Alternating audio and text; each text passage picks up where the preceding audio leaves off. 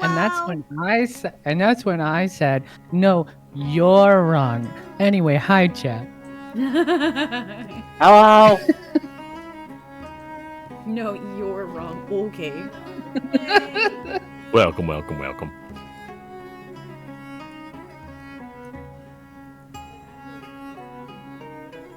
Wow, look at that fancy DM hat.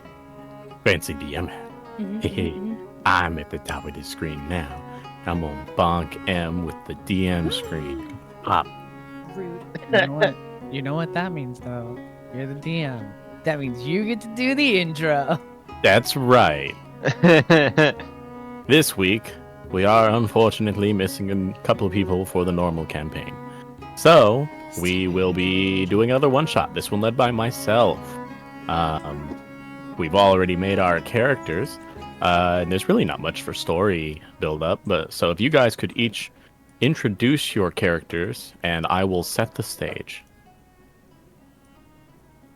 We'll start with Yagoki. So, Bryce is a elf in appearance. He does have a mark on one of his eyes from the Shadowmark family that he's from, and he has always in his possession an amulet. This amulet looks like a Fist of the Dawn Father, but or an emblem of the Dawn Father, excuse me. But it is a knockoff a little bit. It doesn't quite have the right number of spines for the sun. He uses this to speak with his unicorn patron, and he has his trusty scimitar at his hip as he walks.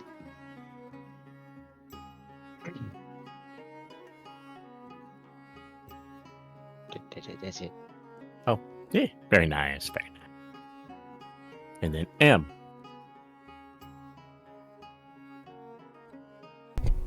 Helps if I unmute. So my character is Soraya Wade. She is a pirate captain. She frequents the Sword Coast. And through a series of varying types of events, she ended up with her own crew, and also creating like a pirate haven like island. And yeah, she likes to help adventurers get from point A to point B along the Sword Coast. The types of adventurers that other buccaneers might not want to interact with. She's pretty wholesome. Not very observant though. She really not the brightest bulb. But she's strong and she just likes to help people out. Oh my god. Oh my god. That is so fucking offensive. Nice. And then we have Atlas. Hi, my name is Fidget. I like long walks to the forest, and if you could give me anything that I could turn into something, that will count as a wedding ring. No, hi, my name is Alice. This is Fidget. Fidget is about like 18 years old. He's like an 18-year-old wood elf, but he's a little weird because he likes to mesh nature and like machinery together to make things. And I have these aren't antlers. This is a headband I made so that I can match my good friend Bolt, who is a giant walking essentially a giant walking what do you call them? Robot made out of tree trunks. Constructs. Yeah, constructs that I parted together from some screws, nuts, bolts, and tree trunks. But I'm an artificer, and I just like to mix nature and things. Also, Fidget is notoriously bad at social interactions. because nobody ever wanted to talk to him because he was a very weird wood elf. Yes, and very, very young. Yeah, he's a small guy. He's a widow guy still. Mm.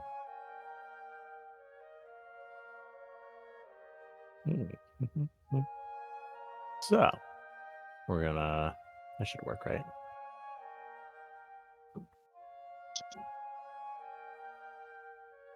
What should work? Should be music now. Yes. Cat, why did you just walk by her? Yeah, cat. I hear the Kenku.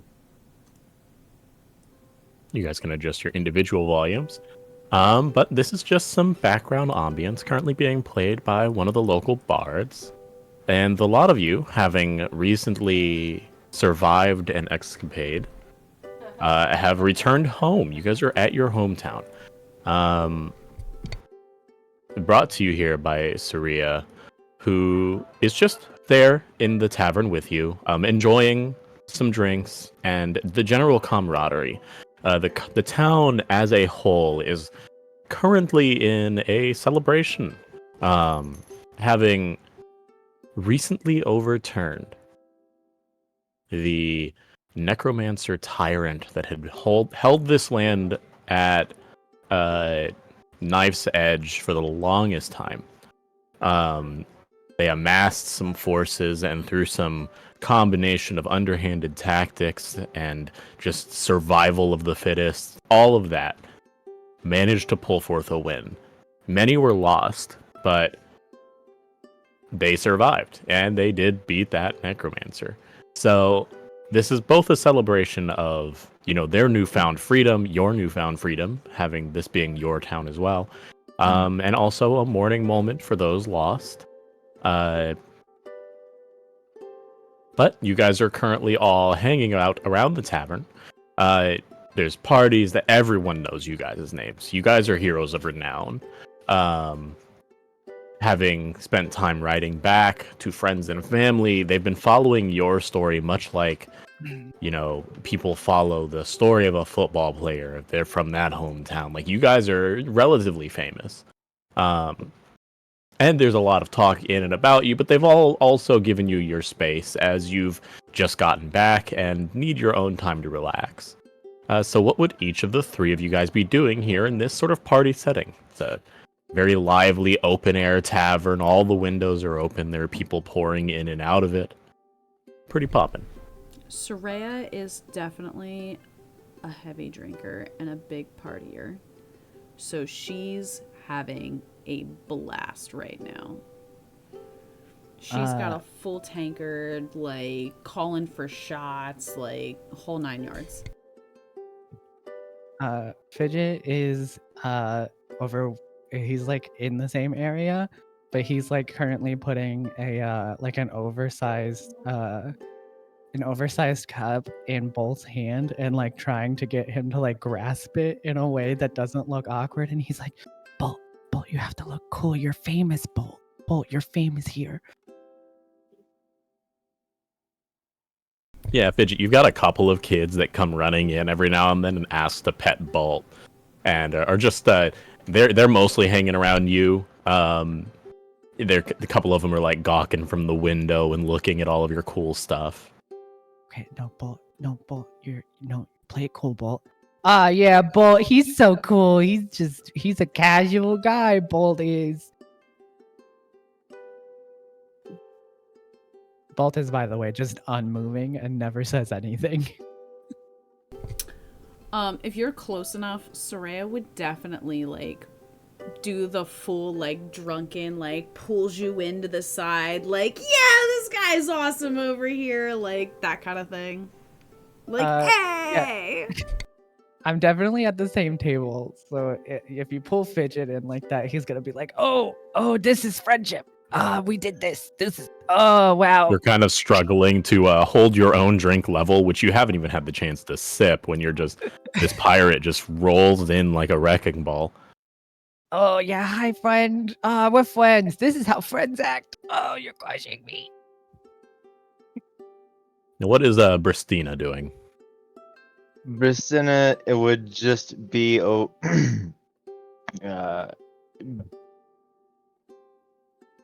tuning the pan flute that he's rather attached to, and looking at all the kids, kind of making symbols in the air, give drastically simplified explanations of the fight to anyone who'd ask.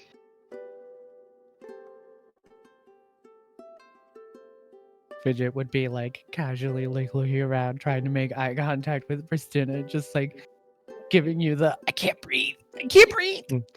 I looked around to the waiter and started blinking at them in Morse code. Friendship is too tight. Would Briston, seeing the ailing friend attempt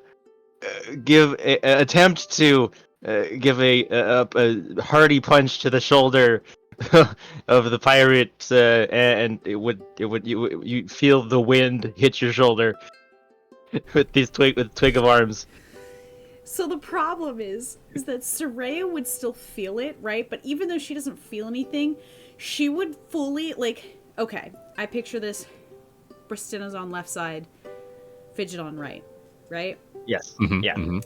And, like, so Soraya's leaning in, like, fully just choke holding Fidget in this, like, drunk hug. Bristina does the arm punch. So she lets go of Fidget, goes and does a punch in return, but does it too hard. And what's your strength? Oh, an 18. Mine's 7, by the way. Okay, so yeah, so you just reflexively, you're used to the rough and tumble of like the hardiest taverns and the most rambunctious of pirates, and you accidentally, actually, go ahead and roll to hit for me. Oh, no. I'll have you roll with disadvantage for general inebriation. Mm-hmm. Unarmed strike. Yep, it would just be strength, and you're always proficient with your hands. So that was a 27. Oh, that one was a 12. Ah, Okay. so Well, 12 does not hit. 12 does not hit. So you, how do I say this? You give like the tap to the shoulder. You're just trying to offer a distraction and give Fidget the ability to breathe once again. And the immediate response you get is like just this playful throw hands immediately. Mm-hmm. And if not for the fact that you were standing up, like if you were sitting down next to Saria, you're moderately certain she might have taken a tooth. But then out of nowhere, she's throwing this punch, and right before it hits your face, she's like, I'm gonna spill my drink, and then pulls her own punch back just barely, and it whizzes past your face. Oh, that's better. Yeah. Okay. Yeah, he just needs to breathe. Okay, we're good. Another Fidget is round. just, like, I think she spilled a Flat bit. on his back. Fidget's just flat on his back on the ground, like, friendship hurts sometimes. It do though. It do. I feel you. The local barkeep walks up to the three of you and gives you guys each their choice soups. This thing's got the fixings. It's like salted pork, fresh vegetables. This is not, you're not from an impoverished town, so to speak, but this is like, they devoted a lot of efforts to the in essentially war that took place. So you can tell that you three are getting like some choice cutlets here, just per your reputation. Fidget is definitely getting, like, it's a cheesy potato soup, no meat. Yeah. And he's definitely not drinking alcohol, but he's like, it's in the same like like same like cup as everyone else, so it looks like he's drinking alcohol. It's definitely just some like juice. Mm-hmm. You and this barkeep have like this standing tradition of everyone else gets apple cider, and you get the apple juice. Yeah. But he somehow manages to pour it into this little jug that you use just right, so it still foams up at the top. And every now and then Hooray, you'll go for a illusions. sip and pull down the mug, and there'll be a little foam mustache, the only facial hair to don your face.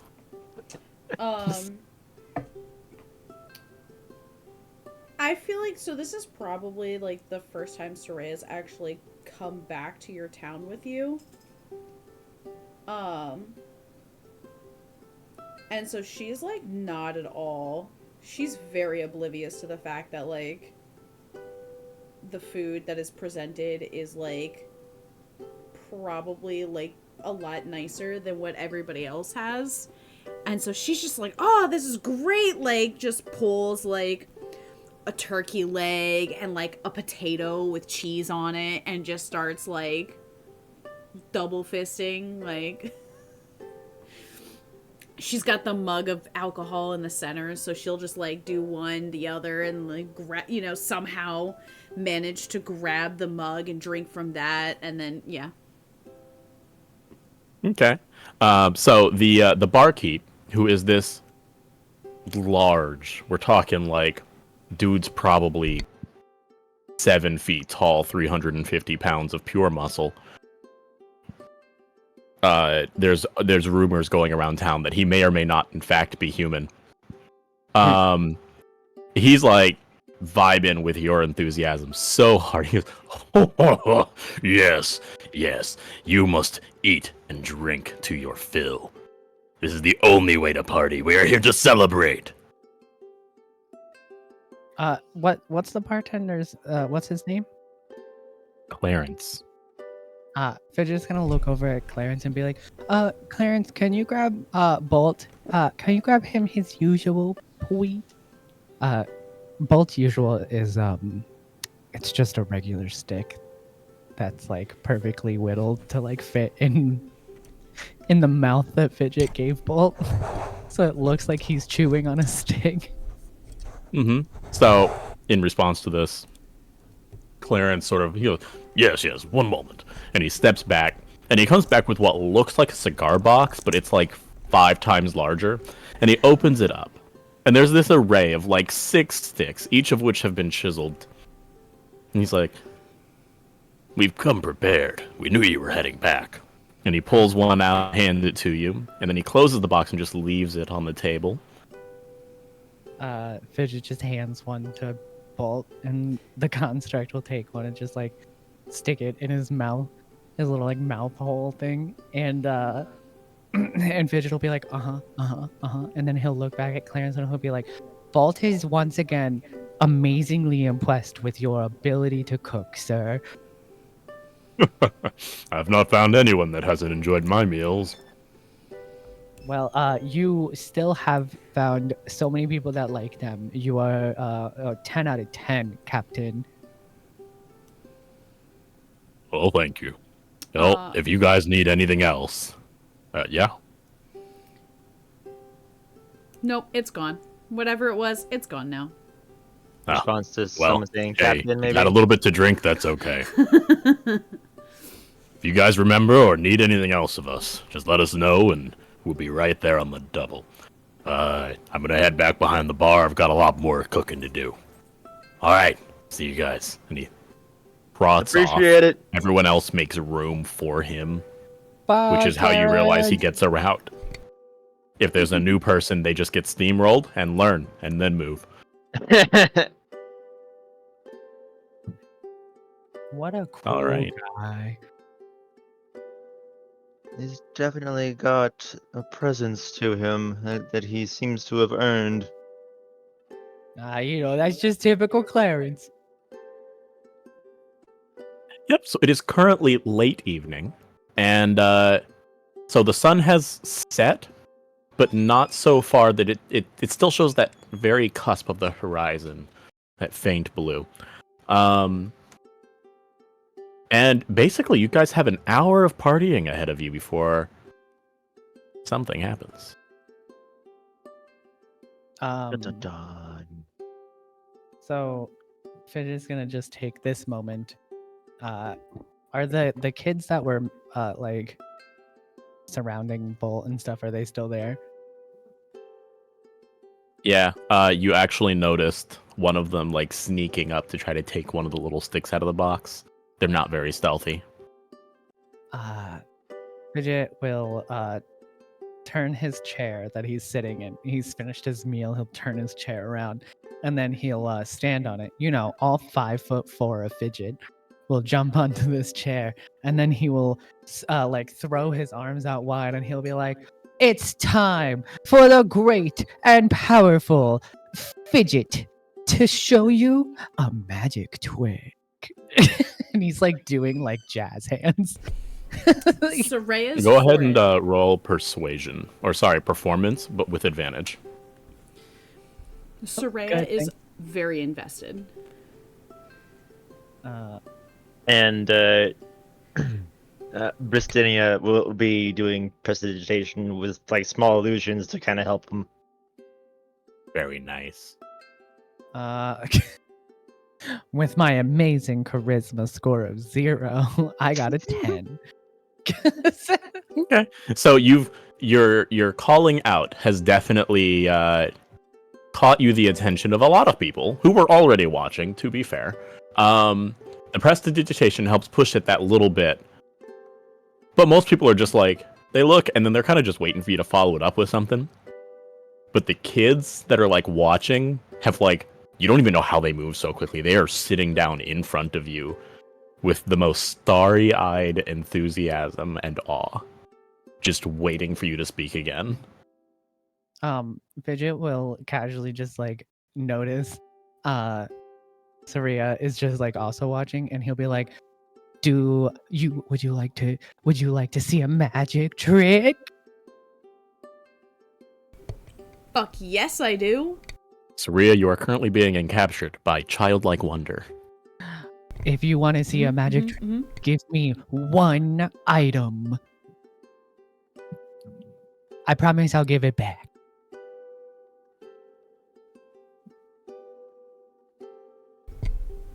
She'll probably like just give like a dagger or something. Like That's exactly what I thought you were. Okay. What do I have a lot of? Weapons? Yeah, you, Fidget, basically. Fidget takes the dagger, and he just like the cheesiest magician you've ever seen. He will like pass it between his hands, and he'll be like, "Ooh!" And then he reaches in behind him onto his tool belt, and he pulls out his hammer, and the head of the hammer is glowing. And he's like, and bam! And he smashes the hammer into the middle of the dagger.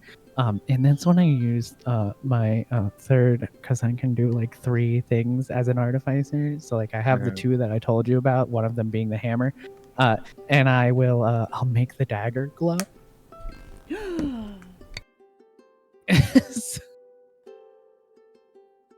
And then he'll just like wave it around, obviously not pointed at anybody particularly, very safely. He'll be like, "Ooh!"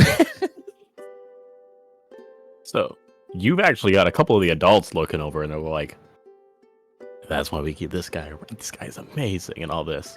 The children, starstruck. You have like blown their minds. They are currently sitting there and don't even know what to do with themselves. They are so enthralled. And then he just gently like hands the knife back to you, and he's like, "Magic." Drunk Soraya, also mind blown. This is so fucking cool, Fidget. Thank you. This has been the amazing Fidget. I didn't even help him with that one. And then he'll pull out a little pouch, and he'll be like, "Okay, kids, line up. You know the deal. I have collected a variety of seeds. We can plant them tomorrow and see what happens." they all start lining up. Some of them are pushing to like get ahead of line, but then they also just want to get a seed really quickly. So some of them will run to the back, and they get into a single file line with like the kind of speed and efficiency that would make a grade school teacher cry.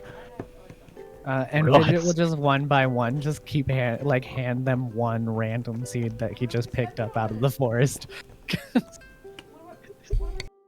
They like are each holding them, they're comparing them, and they all thank you and just start running home. Fidget gets to the end of the line and Saray is there with both hands.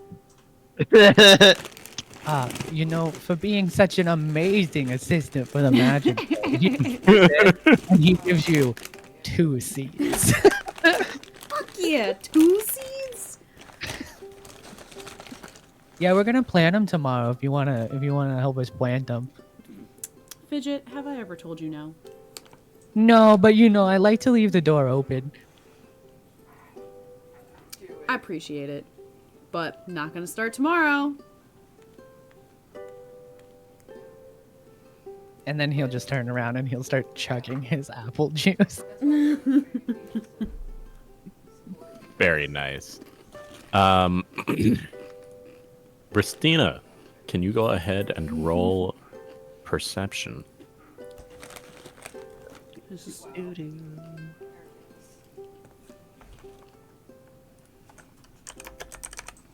Oh, 9. Okay, you don't notice anything just yet. The party seems to be continuing, and it's starting to thin out a little bit. Sun has set. Some people have been carried away, having passed out drunk by their friends that were a bit more sober. Saria, you may have how do we do this? Do you need our passive perception? Not for this.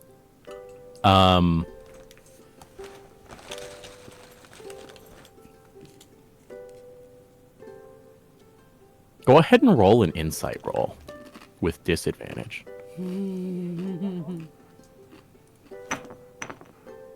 Oh my god. Oh dear. I rolled a 14 and a 20. Oof. What's your modifier? 0. So it's 14. Ah. That's still pretty In good your- for disadvantage, though. It is. Oh yeah. You keep thinking to yourself, wow, these drinks are really good. And they keep getting tastier as the night goes on. Mm-hmm. You haven't quite noticed, but the alcoholic content of your beverages has been slowly decreasing over the course of the night. Likely a ploy by the barkeep to keep you around longer. Because you make for good entertainment for the rest of the customers, but he also doesn't want you passing out. So you're kind of sobering up, but you also haven't quite noticed because you're partying too hard. I mean, fair enough. But yeah, the night continues. It is getting a little bit late. Today started off just with sailing. You guys were sailing for a few days, so it's not like you guys have expended any real resources. Your ship's currently being restocked, and it's just generally a good time. As the place continues to thin out, you're down to like maybe 20 people in what could be described as a full-blown log house cabin-sized place.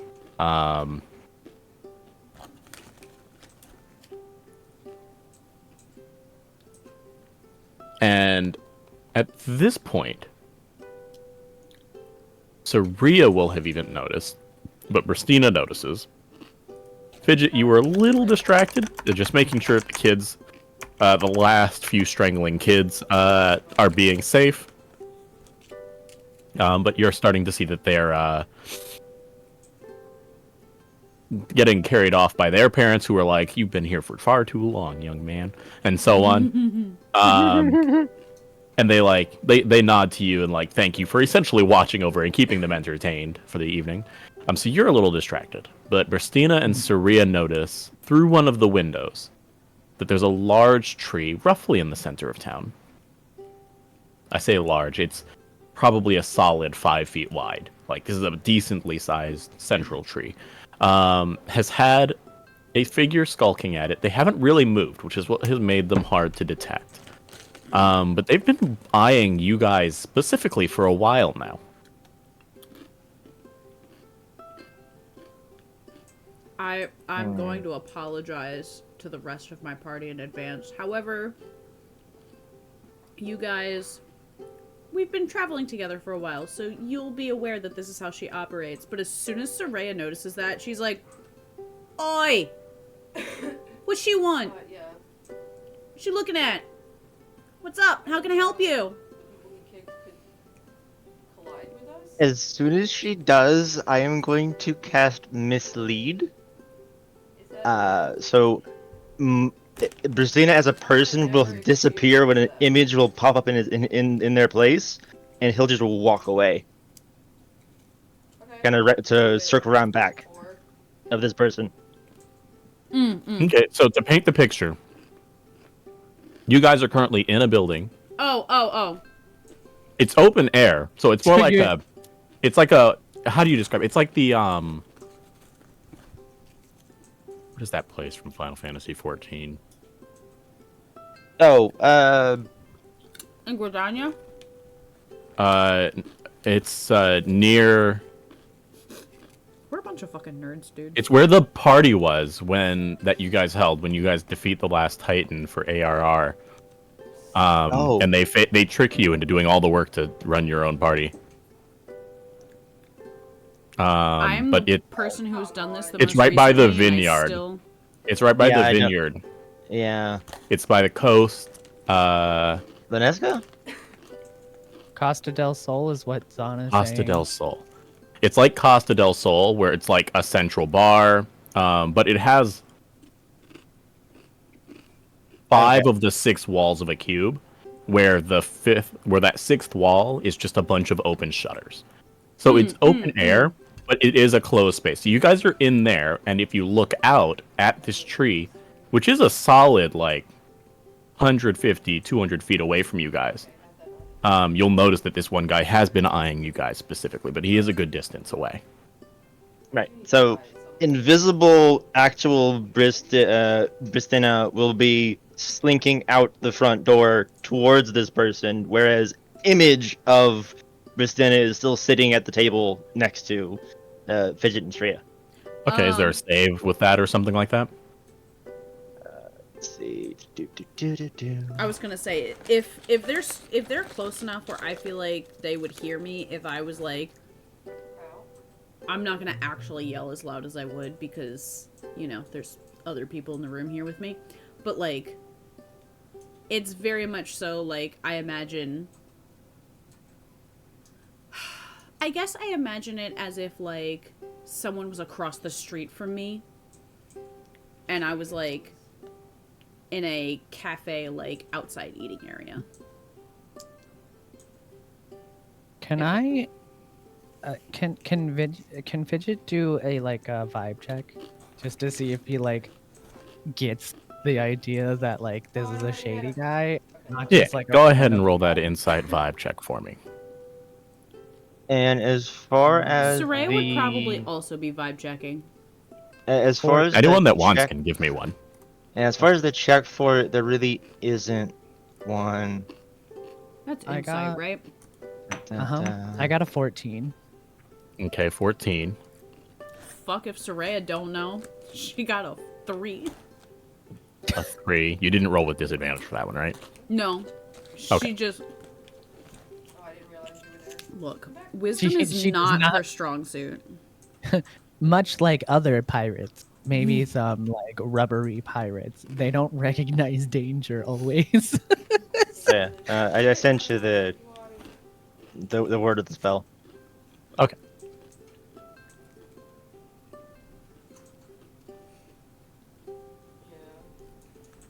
I never claimed that she was smart.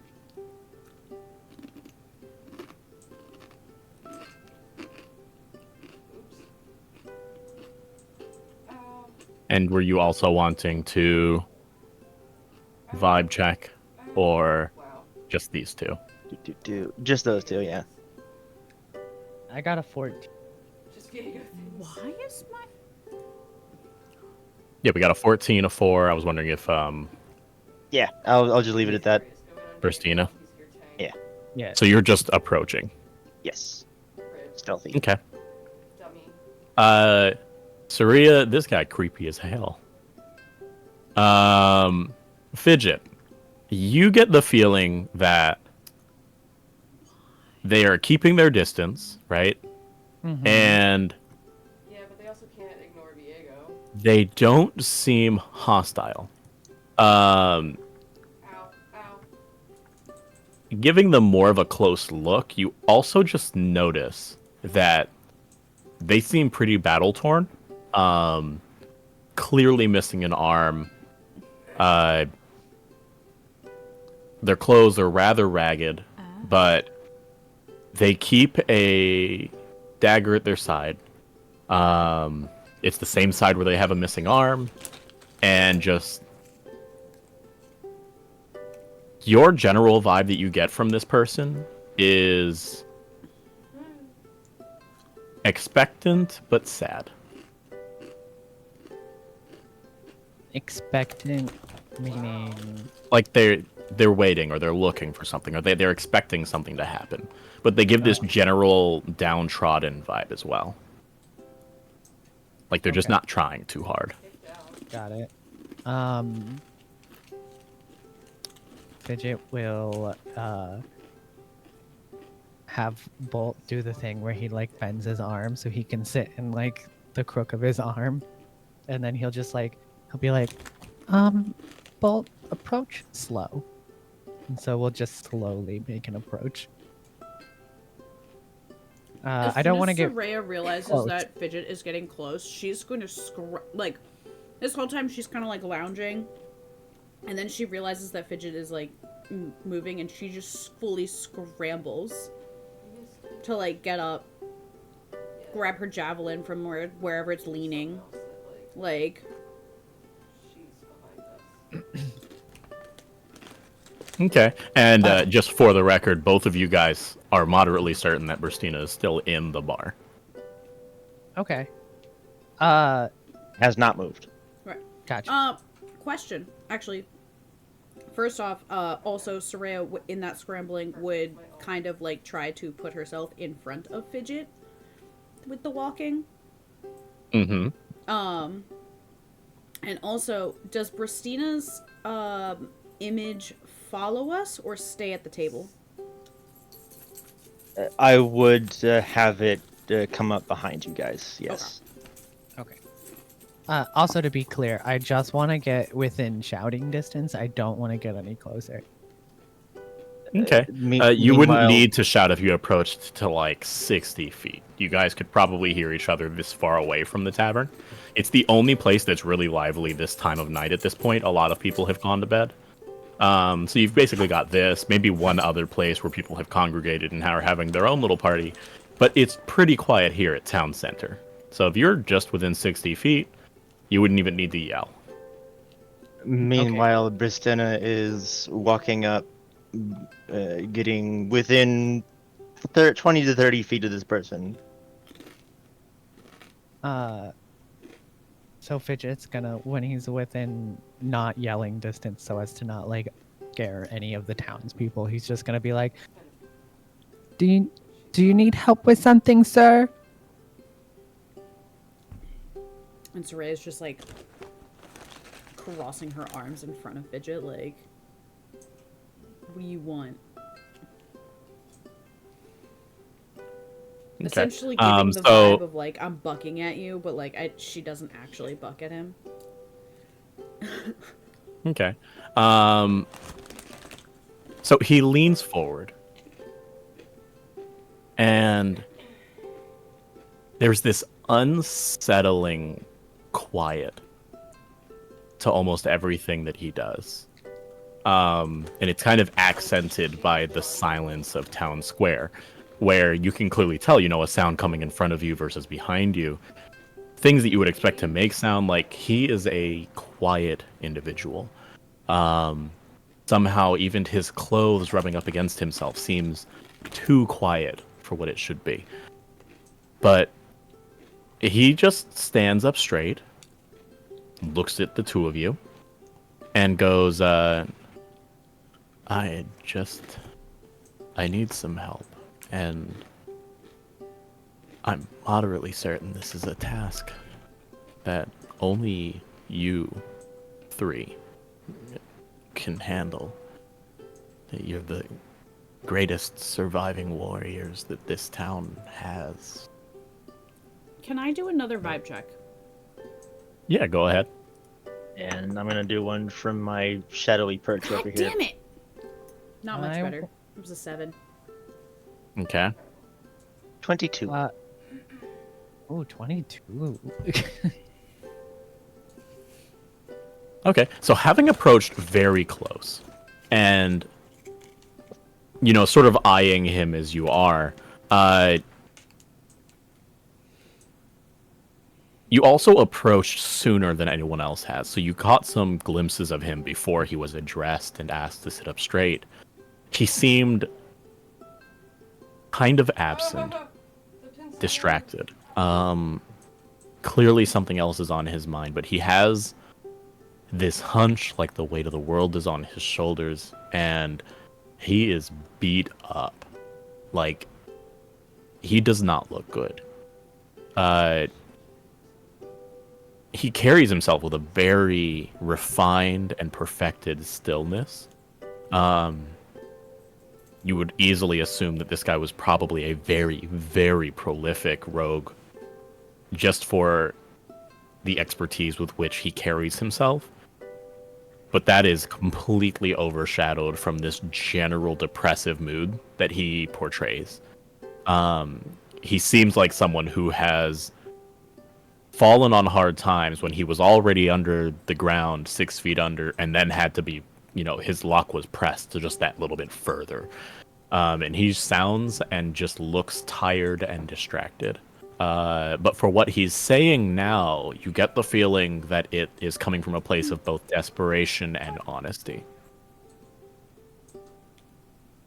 What No What? way. what do you need assistance with? Yeah, but You You make the rest of the know of the No, that was left over. Yeah, so I'm not. necromancer that...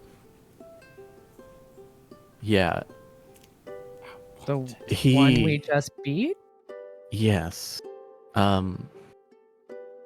Congratulations. Are in order, I guess, but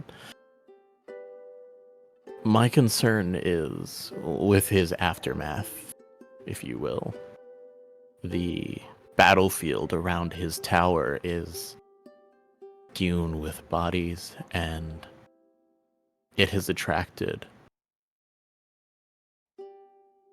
its own kind of monster. Is It's that what took your arm? No, I lost my arm many, many years ago. I am not fit to fight this creature. It's just, I can't. And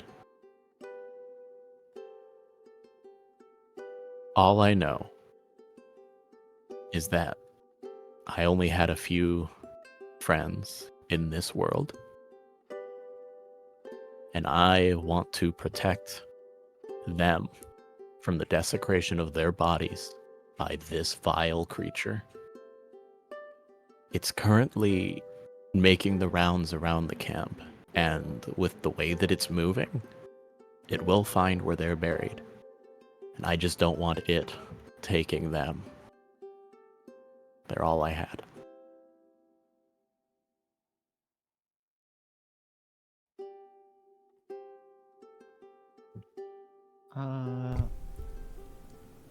Fidget is gonna like whisper to Sria, and he's gonna be like, he sounds pretty genuine. Once he like explains himself and everything, I think Soraya would definitely like soften up to him and be like,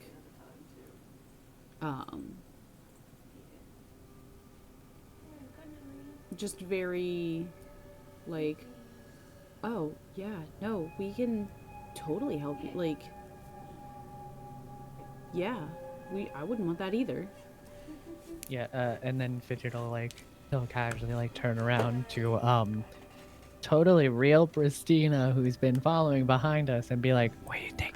I mean, he seems pretty legit."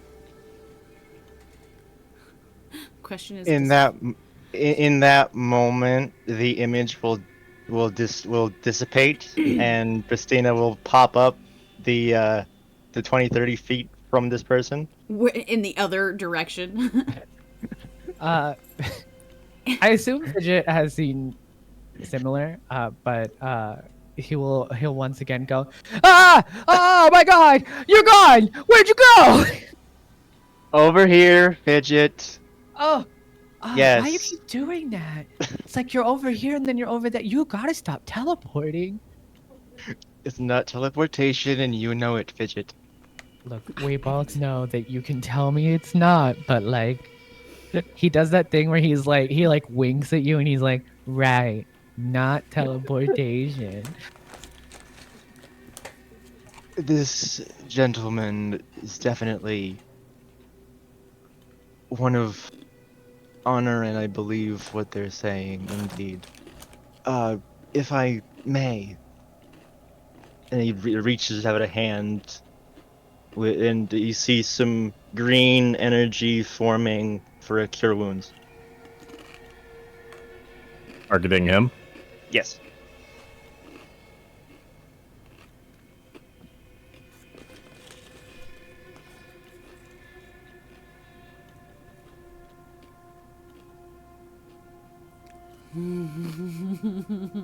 So upon seeing you starting to cast this spell, and also having seen you dissipate,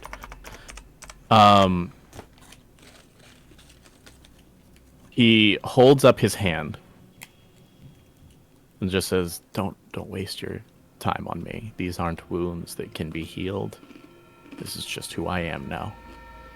And he turns his hand from being upright, like telling you to stop, and just sort of rotates it to how you would hold something. And you guys can see that there's this piece of paper in his hand. He simply says, "I trust you guys to take it from here." And he turns his hand, and the paper starts falling. And he does a back step, as though into the tree, like he's going to lean back, and vanishes. A ghost. I had suspicions. Hey, Sorry, Fidget. I was a ghost. Hey, Fidget. Yeah. I'm sorry, but I think that was a cooler magic trick. That's not fair. He's a ghost. It's not a magic trick. It's just how he does it. And Christina will walk over and pick up the fallen paper. I mean, Pristina could teleport. Look, I made a knife glow. Look, I'm not. It's okay. Your magic is Christina- cool, Fidget. You pick up this piece of paper, and it's a pretty small leaf folded. Like, we're talking like the size of like an origami crane, but just folded into squares. Very small. But it Pamphlet. unfolds much larger to almost a foot in each dimension. And Pamphlet. it's just a map. A pamphlet. See, I was getting like middle school flashbacks of like note passing, where we would do this intricate like folding. Oh, yes, totally. 100%. That works too. But, you know, not as intricate, just squares. You don't know how. He managed to fold that paper 8 times. They're supposed to only be able to do it 7 or some nonsense. But magic.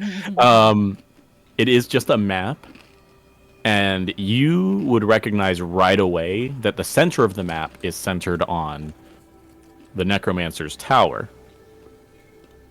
You can see the edge of the town on the southern part of the map. So you've got a good idea of the distance from there to the tower. And then there's this X marked on the map.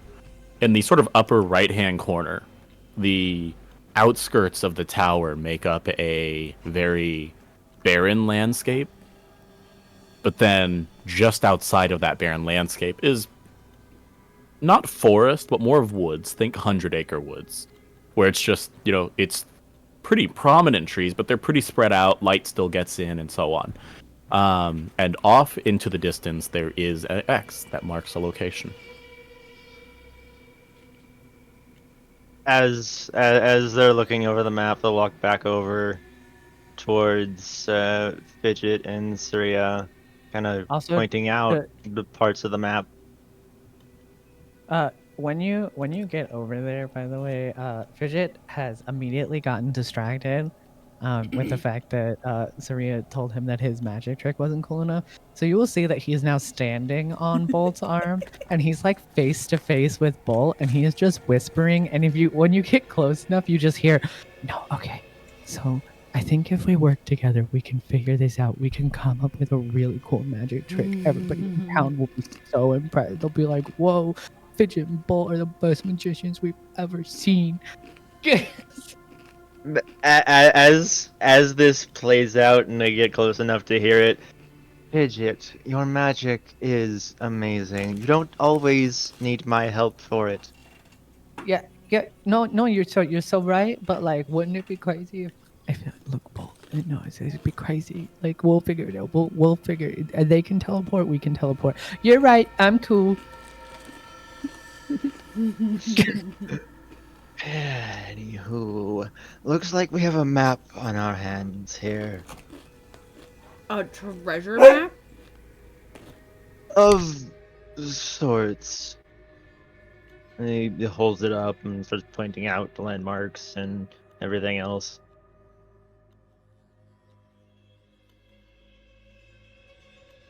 Yeah, the map would be as described. She's gonna take a look at the map and be like, You realize this is not a map of the ocean, and you don't know what you're looking at. Having never really Rude. been in this area. probably Juno, accurate, but rude. We've been traveling for a while. Fidget is blindly trusting Surya because he's like, she can navigate maps on the ocean. She can navigate any map because that makes sense to him. To be fair, Soraya has like blind faith in herself. And she's like, if I can read a map on the ocean, I can read a map anywhere. And like, she probably like, she knows which way is north on the map. How that fits in relation to where she's at? Absolutely no clue. You could go ahead and make an investigation check and probably figure it out. I am going to. You want advantage on that, or do you want? Oh my me to roll god! too? I also gave you. I rolled a guidance. 15. Oh, there's a guidance thrown in there. And There's a guidance? there, thrown in there for you. Yeah. So I do D4, right? Yep. Plus a 4! Oh yeah. Heck Blind yeah. faith. So There's also my nat 20 for a 26. yeah. Blind So faith. in your brain, you're like, okay, so this compass says that this has got to be north. And in your brain, you go back to your sea maps. So you're like, when I pulled into port, this way was north, which means that this is there. And if I'm standing here now, and this is the ocean and the coast, and you piece together these two and kind of overlap the maps in your head, and you're like, oh yeah, so I know exactly where I need to go. We just need to go north from here. We'll hit the tower. And then if we continue northeast from the tower, we'll hit this little X. And Bristini is just already walking that way. Yes. Bolt You is guys following coming? And Bolt is like following, and he's just like giving like a small applause, and he's like, "Oh God, it never ceases to amaze me. You guys read maps so crazy. I don't even know what's on that map." God, being an adult is crazy. So you guys head out towards the Necromancer's Tower.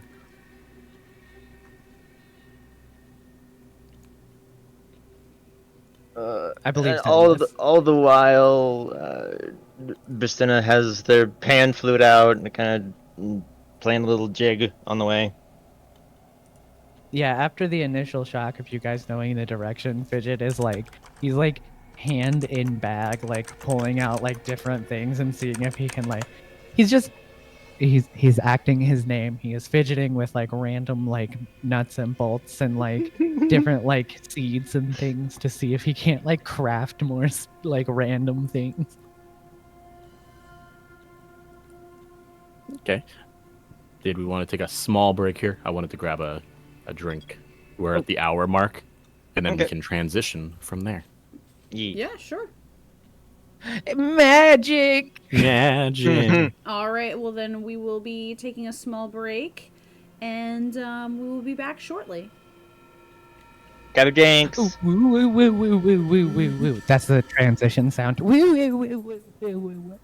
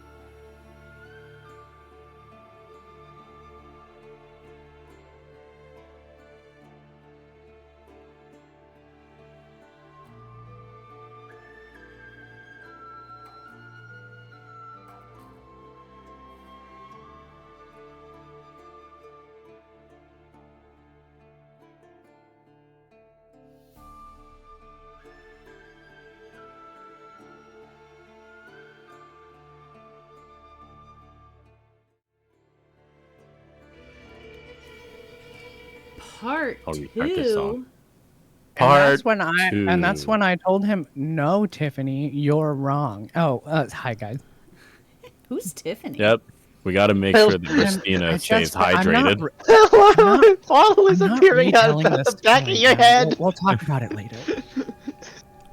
What? What's appearing out of the back of my head? What? A water bottle. It must be a new magic trick.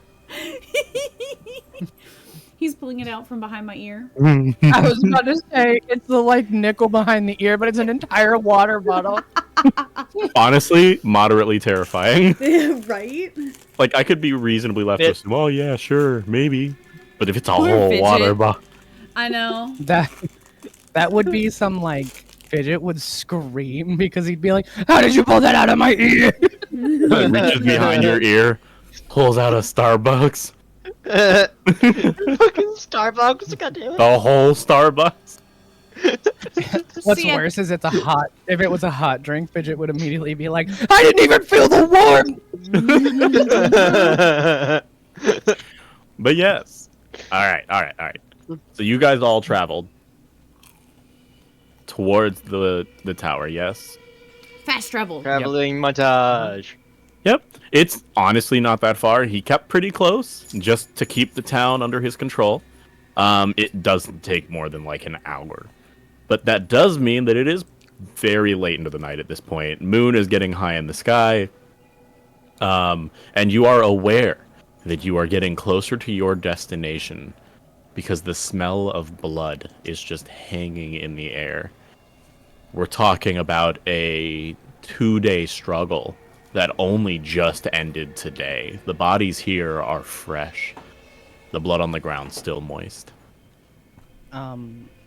Before we fully arrive, you all will have subtly started just hearing some light snoring, as Fidget definitely fell asleep riding on like Inbolt's like arm, and if you look at him, he just has like one hand has his glowing hammer, and the other hand has like a bunch of different like shaped cogs and like nuts, and they're all like on his fingers, like you would put like Fritos on your fingers.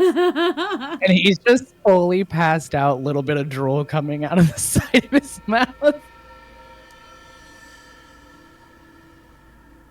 Very nice. Fidget, go ahead and roll a con save for me. Oh no. Oh god. While Not the asleep, con even oh save. gods. 16. You stir slightly in your sleep. The air is rancid, but somehow you manage to sleep through it. Still out, just You sort of turn your head and then just instinctively take your hammered hand and just rest it on top of your face so that your sleeve acts as a barrier for the smell, and then just you keep on snoozing. Wait, we've been traveling for a while, right? Assuming hour. that I Yes. have been About on- 45 to 50 minutes at this point. No, I mean like as a group. We've As a been- group, yeah. Oh, yeah. So at the smell, but like not fully like have like sleeping through the smell, you would, so Rio, you would just casually hear like a little like the oranges went bad. Oh gods. The oranges went bad. It's always the oranges. I like to Always imagine orange. Why Fidget is it always definitely oranges? passes out. I like to imagine that like Fidget definitely falls asleep in like the food area of your boat sometimes. You have probably found him inside of a barrel at least once, peach in hand. That sounds about right. Peach, you say? A peach.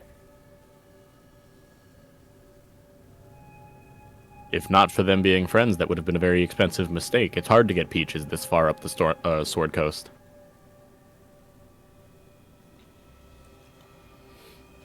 But what do you and Christina do in the meantime, as you guys are clearly making it close enough that you're starting to smell things before you see them? And you can see from just the general light, You're clearly under tree cover, generally speaking, but you can tell that it's about to open up into a clearing, which you know is the clearing around the wizard castle. I mean, Easily spreading 100 feet in each direction. if there's no reason for me to be concerned about anything, I'm just gonna keep going. As we approach the tree line, going to put the oh good lordy, I'm already spacing it.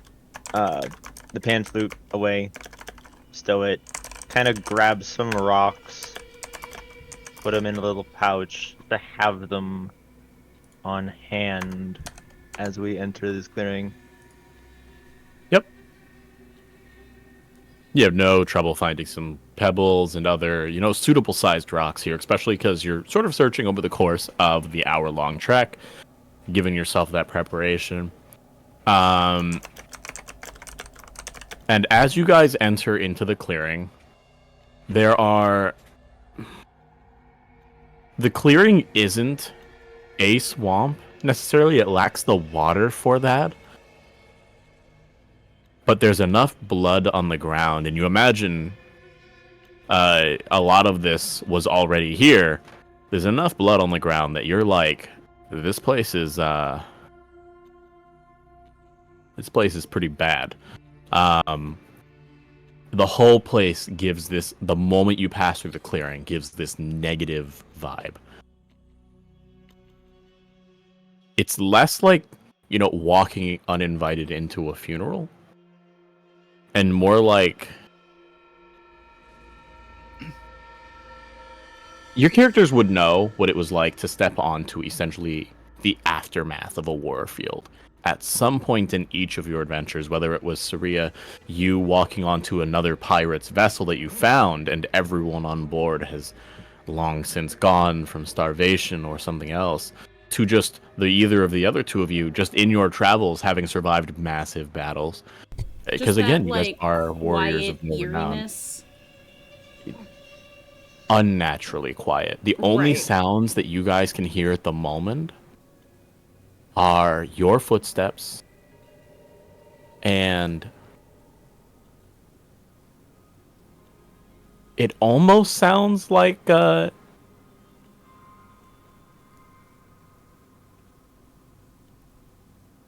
every now and then a vine will snap, or you can tell that you're not alone in the forest. There's clearly something else here, but you've not seen it, and any sound that you hear comes from a different direction each time. It's always far away, so it's hard to pinpoint. But you don't get the feeling that it's tracking you necessarily. It's just there is something that is still lurking around this area. Can we tell whether or not it's more than one thing? Also, has anybody woke a fidget up? Not at this point.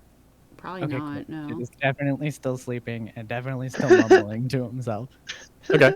So Rhea, if you could go ahead and roll a perception check. Just a tiny little snore.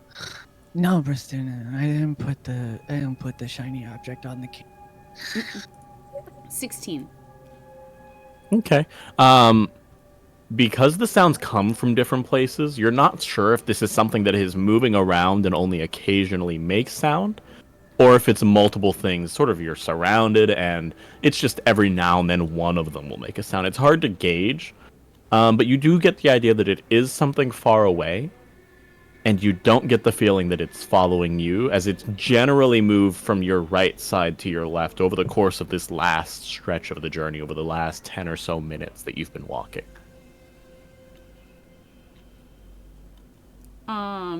Then she's probably gonna keep going, but be very much so on high alert. Okay. Like, kind of the equivalent of, I guess, probably holding on to her lance, or,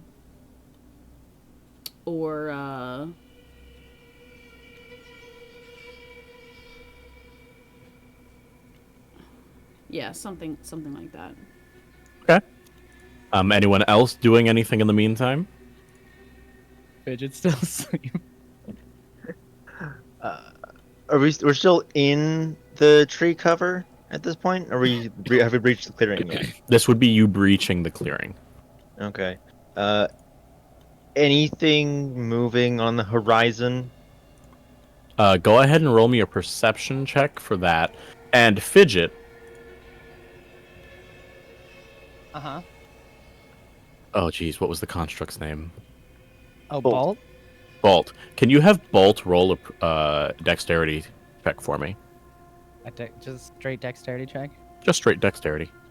Okay. 12. Dirty 20. Okay. Starting off with Fidget, you are suddenly jostled a bit, enough to stir you slightly. Bolt has been tripod this whole time because he's kind of holding you up, but because he always maintains at least 2 points of contact and he's got a pretty good feel of moving forward, he's been okay. But once he hits this part where there's these sort of big pools of blood and blood-tainted liquid just throughout the ground, he ends up with his foot caught in one that has him lurch forward a little bit. So you're not sort of thrown off of him, but you're jostled enough that you kind of bump the hammer that you've lifted up to your head a bit onto your noggin, and you wake up a little bit. Oh, when the hammer bumps him, he sits straight up and he's like, "No, sir, I didn't replace all the cutlery with sporks with knives on them." What? Huh? What? Ew. Where are we?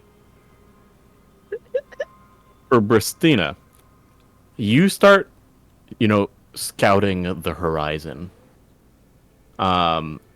Directly in front of you, again, it is very, very dark. It's kind of cloudy tonight. There's not much moonlight to really shed down. It is very dark out here. Do you have dark vision? Do any of you guys have dark vision for that record? I do have dark vision 60 feet. Yes, I am an elf, and I can see. Also, weirdly enough, I think, Bolt also has dark vision. I also have dark vision. Okay, perfect. That simplifies my life. So you guys see everything within 60 feet of you. It kind of looks like it's being seen through one of those black and white CCTV hunting cameras. So there's this black and white sort of swampy, it's more like a muggy bog. But you can tell from the smell that none of this liquid is really something you want to maintain contact with any degree or length of time. But as you guys are sweeping the horizon, beyond that 60 feet that you're trying to see, Bristina, you know from the map that about 100 feet directly in front of you is this necromancer's tower. You can see it as a spire that breaks up above the tree line. You don't quite make out anything else beyond the horizon, but going beyond your sight, you start to use your ears and you hear a shuffling of something large, just very faintly moving. If, for example, if directly in front of you is about 12 o'clock and that's where the mage tower is, you're hearing this sound somewhere between 9 and 10 o'clock to your left, and it's pretty far out, far enough that you can't make out any bit of it. And even though it sounds large, you know that it can't be larger than the trees because you can make out the mage tower, which is in front of you. From the part that sort of breaks the tree line up above, you can see its inky silhouette. You know from the map that the X that marks the spot is to your right. It would probably be about 2 to 3 o'clock relative to your current position at the southern edge of this massive 200-foot diameter clearing.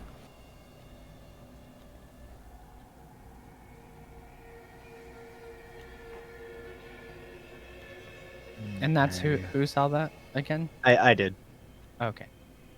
So would I notice like trees bending or bowing with anything big walking through them, kind of a thing, or? Nope. For right now, all you're really making out is the sounds, and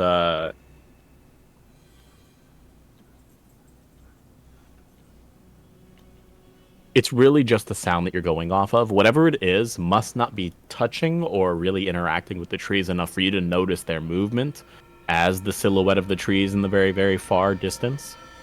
But we're talking about a very dark night, and that's very far away. Right. Whatever is outside of your field of view could be as far as 100 feet from you. It could be 200 feet from you. But you are pretty certain that it is in the clearing. You just can't make it out yourself. Got it. Okay.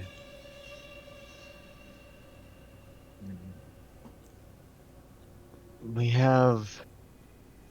There is something prowling around off to our left. Where we're going is off to our right, though.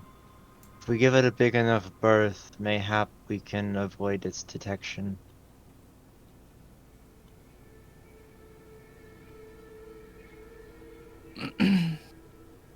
Great. So there's just something crawling around in the growth. Love it. Sounds rather large. We could take him. We probably could, but I'd rather not if we don't need to. Can I possibly do like an investigation or something to see if I could see if it's like any kind of like destruction or something like that would give me like a hint of like possibly how large something like that might be if they've been through here or something like that?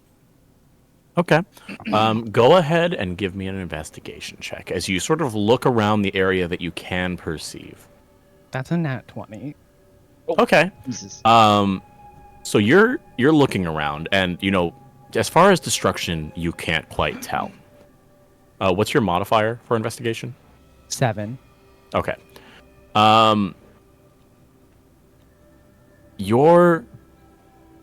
You step out a little bit. You're kind of looking ahead. You're scanning the area that you can see, and you do notice a very, very slight trend. At first, you would have thought it was just happenstance. But you're seeing where the ground, which is relatively littered with bodies, there's easily 100 dead men at the foot of this tower, spread out. You see these large areas where there aren't any. But you can see where there were indentations where they might have been. You can see where there's a helmet left behind or a spear. So there was someone here, but they're not here now. Guys? I think it's either collecting the bodies or eating them, maybe?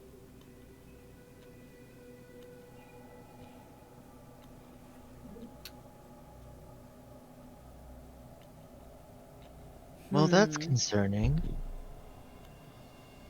They're pretty You large would remember areas. back that the roguish figure that you had seen before did warn you that his friends were buried, and it was his bodies that he didn't want to have desecrated. So that does line up with what you heard earlier.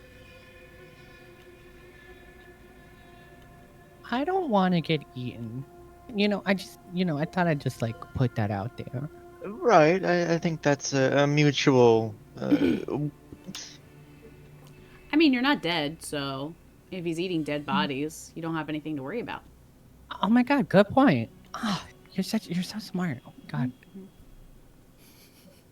I'm gonna make more sporks for you later. Oh my god. This is very much so giving Dumb and Dumber.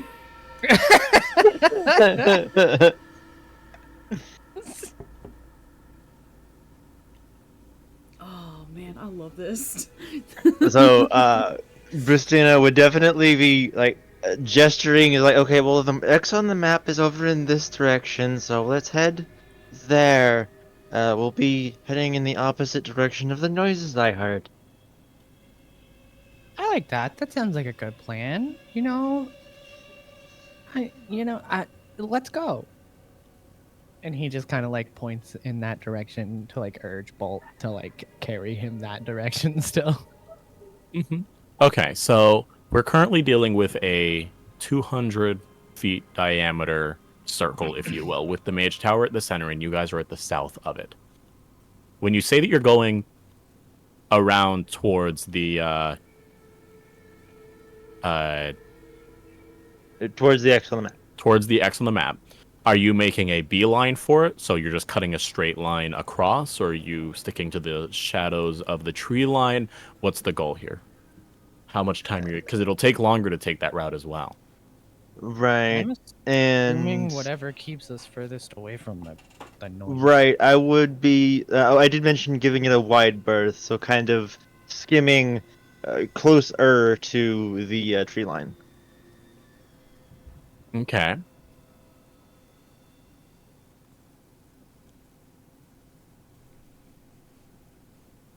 Give me one moment. DM is buffering.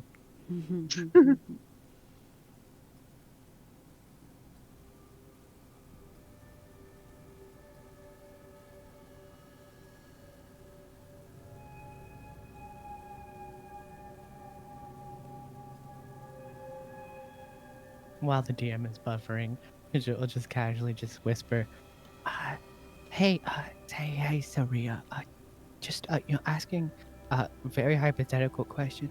If somebody was to like, I don't know, replace all of the utensils on the boat with sporks that have like a serrated like butter knife edge, would that be a problem?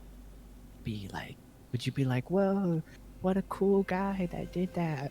Or would that be like, ooh, somebody's in trouble?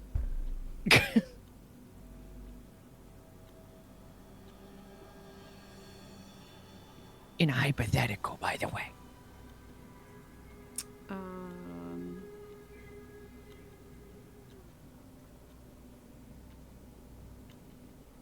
I can also give you a brief description of the shape of this hypothetical spork.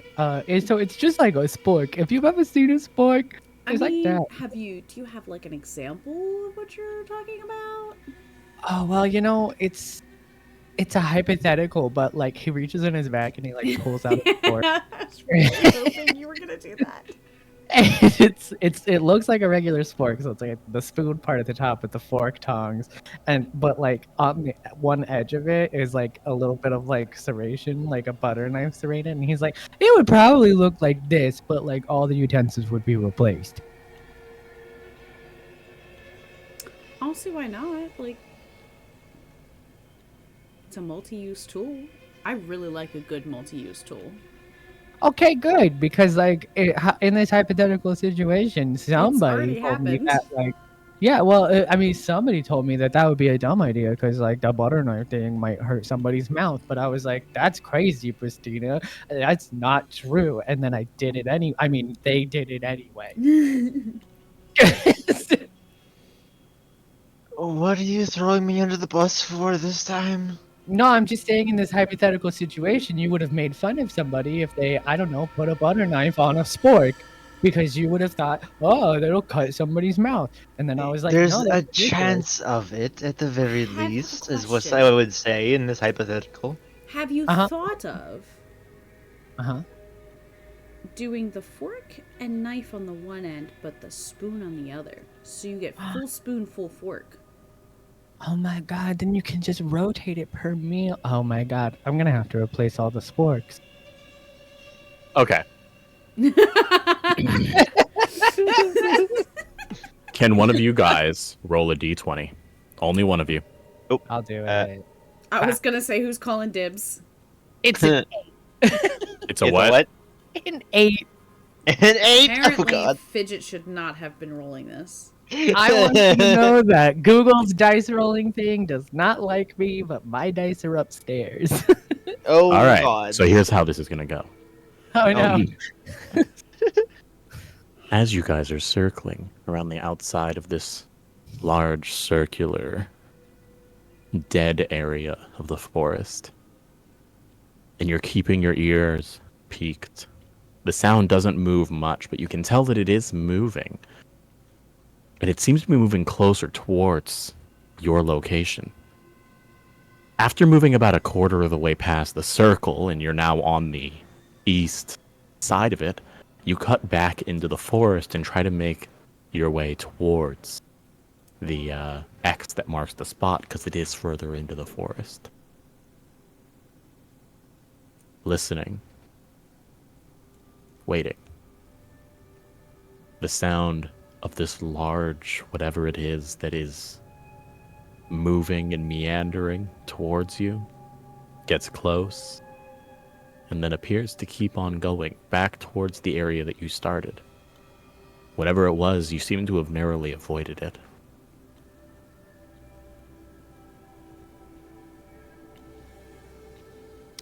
I think we're okay. I think that maybe they were just so impressed with the sport conversation that they decided to not eat us. Yes, totally was the reason they avoided us.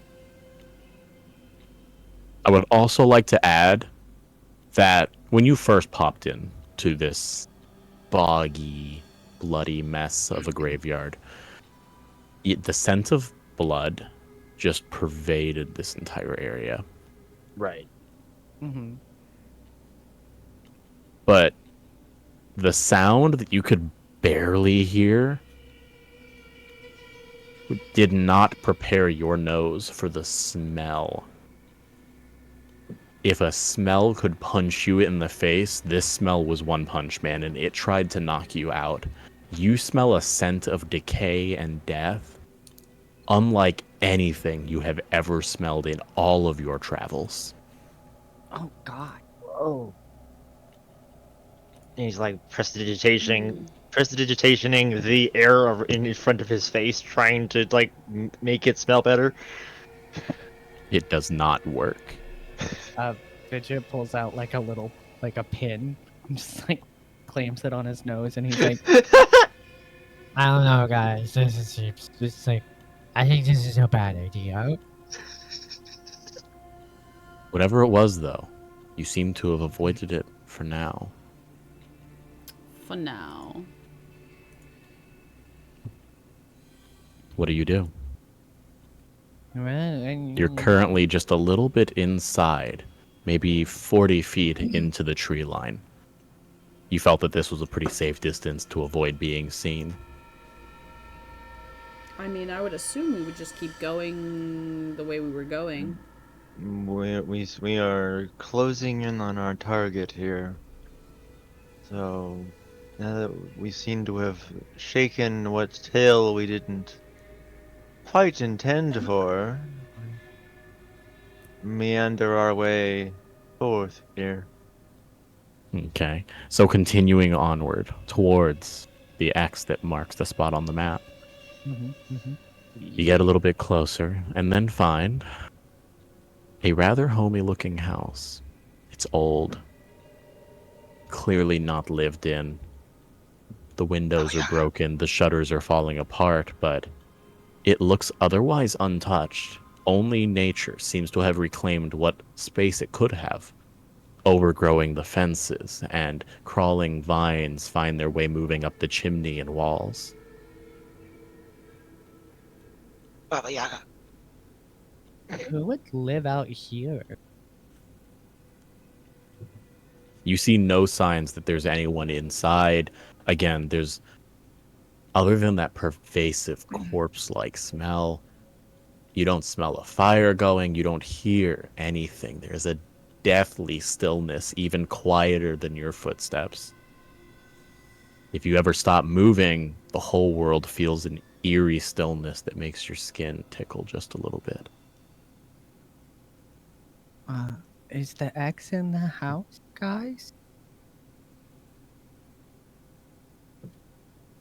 Well, it is the only thing of note in the area. Soraya would definitely pull out the map again and double check. Yeah. You're having, worked with the maps, you know how far you've been traveling, how long it took to get from the town to the clearing, for example, and how long it took to sort of get around at the pace you're moving. Like, you got your distance, you've got your numbers, you know your pace. The X is marking basically where this house is with surprising accuracy. Because there's no other mark other than this hand-drawn mark on this map, which was clearly just a map meant for to really showcase the clearing. So yeah, you're reasonably certain that this is where you were meant to show up. It's a cottage-style house. Think Belle's house from Beauty and the Beast. Used to have a straw roof, pretty basic interior, maybe thinking only 2 or 3 rooms tops. And then a fence that goes around the entire structure, as well as not a backyard as much as a side yard. There's a big, large portion of it, almost like what you'd wrap around a garden or something like that. And it has a broken fence leading into it. The door leading into the house itself is also clearly broken, but has some rope pulled across it. As we close in, Messina puts a hand over his heart, kind of gripping his pendant. Cast False Life. Okay, you go ahead and cast False Life. 5 temporary points. And then Detect Magic.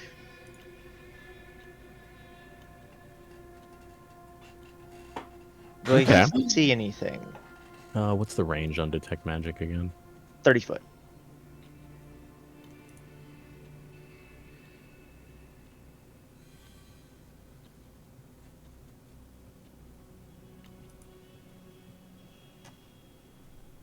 .30-foot area.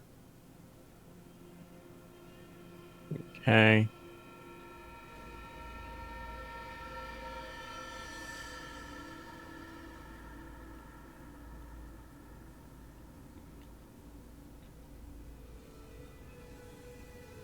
Okay. You see. Let me see. Let me double check something.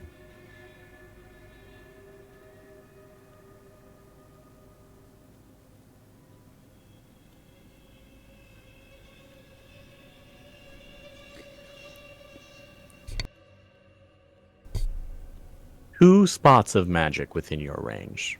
One of them is on the door, and the other one is on the gate, both of which are broken.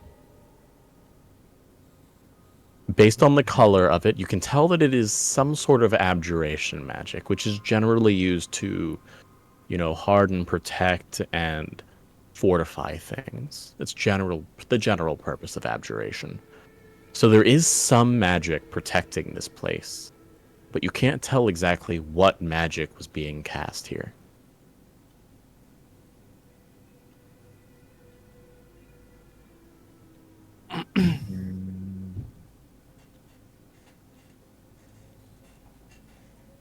So there's definitely something going on with this house. The front door seems to have been fortified in some way. Magically speaking.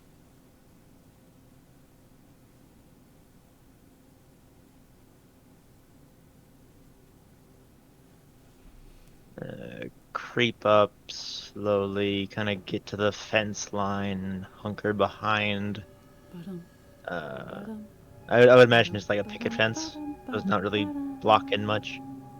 Yeah, no, it's maybe 3 feet tall. It's just like a little picket fence, probably painted white, but that might also just be because you're currently seeing everything in black and white. So kind of hunch on the opposite end of that, on the opposite side of that. Kind of look over the house. Any windows? Do I see anything moving inside? Lots of windows, most of them broken in. This seems less to do with a breaking and entering, and more just wear and tear on the house. This is clearly a very old structure.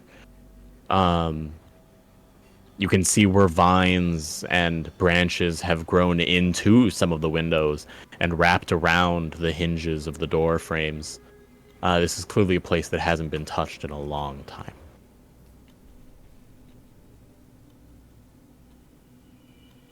Okay. And then do I see anything moving in any of those open windows, or? Go ahead and roll a perception check for me. That is a I don't see shit. What is it? Total of 7, but net 1. Okay. So with your 7, you're moderately certain that you saw something move in the upstairs window. Can Fidget like either percept or investigate the house from the outside? What are you investigating about the house? He's just wants to like try and get an idea of maybe like how old it's been or how long it's been here, or if not, he's just gonna like give it a good look over, like percept it. That's why I said perception or investigation, just depending on like if he can glean information or if he's just looking at this house. Go ahead and give me an investigation check.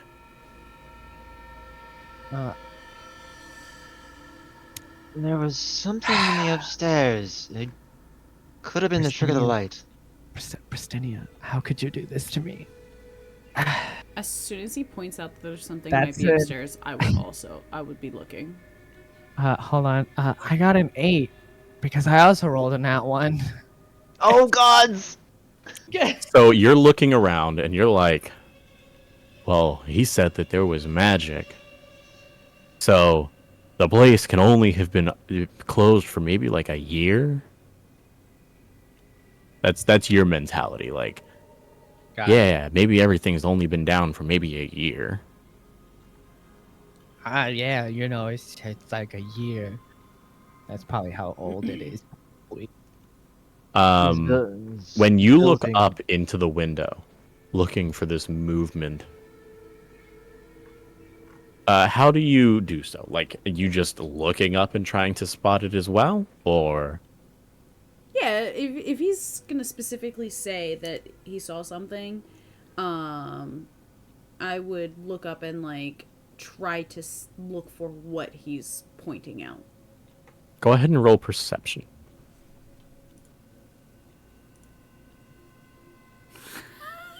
And that's when she also rolls a 1. Nat 1. I did not roll a nat 1, but I did roll a 2. Oh god! What's your total? 6. That's worse! How is yours worse than ours? What?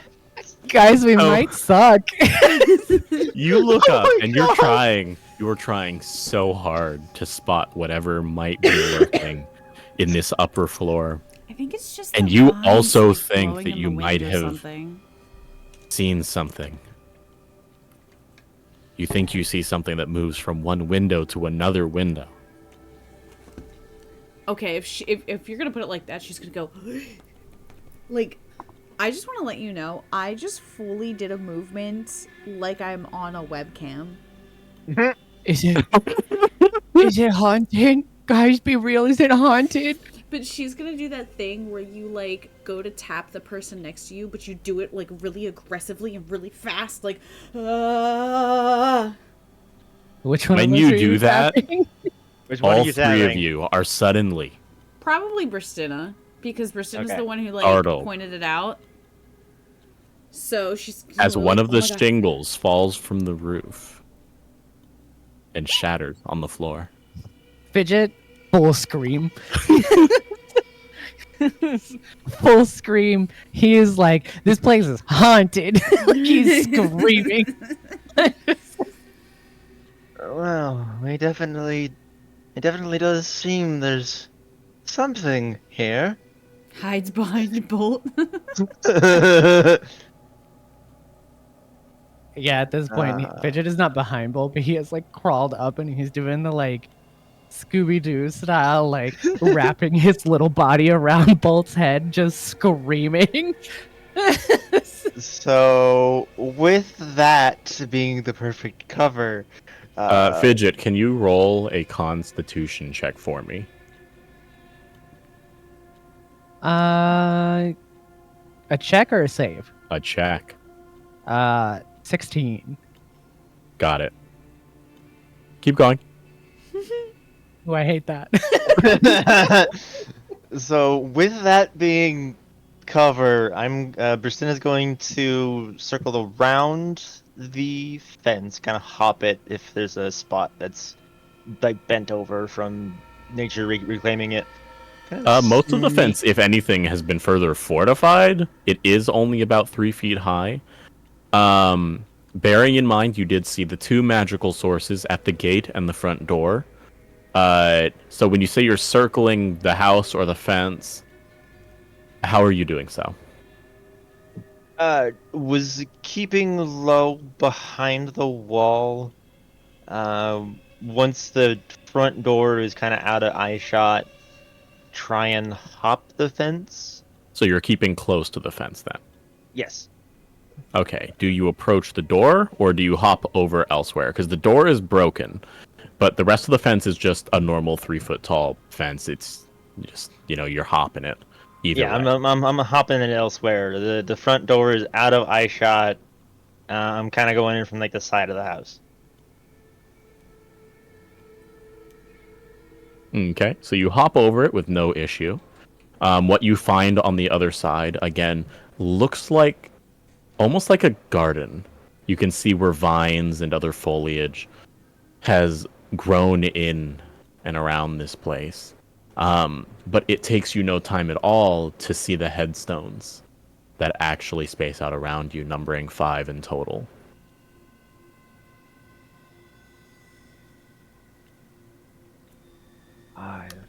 Five. Okay. Do the headstones like say anything? Looking at them, they're actually pretty clean. Strangely enough, despite how nature seems to have laid claim to most of this stuff, the headstones are pretty legible. There's not even any moss or anything overgrowing the letters. So you can read it rather legibly. There's a number of names here. You don't know any of them off of the top of your head. Spare one. Justinian Jace. Out of all of the names, this one feels the most out of place to you. Is that someone we've adventured with, run across? That does is that- the name of the necromancer. Oh. Interesting. You split up from us, right? Like you went Yes. off on your own? Okay. So like, just casually, while you're having this cool moment, it just cuts back and I'm just like, Captain, we can kill ghosts, right? We can kill ghosts, right? Captain, we can kill ghosts, right? Yeah, we can totally kill ghosts. Oh, thank God. Totally. Mm-hmm. Yep. Oh, God. Oh, thank God you've Do killed you ghosts believe before. this, Saria? Do you believe your own words? Insight check yourself. Is this a deception or a persuasion check?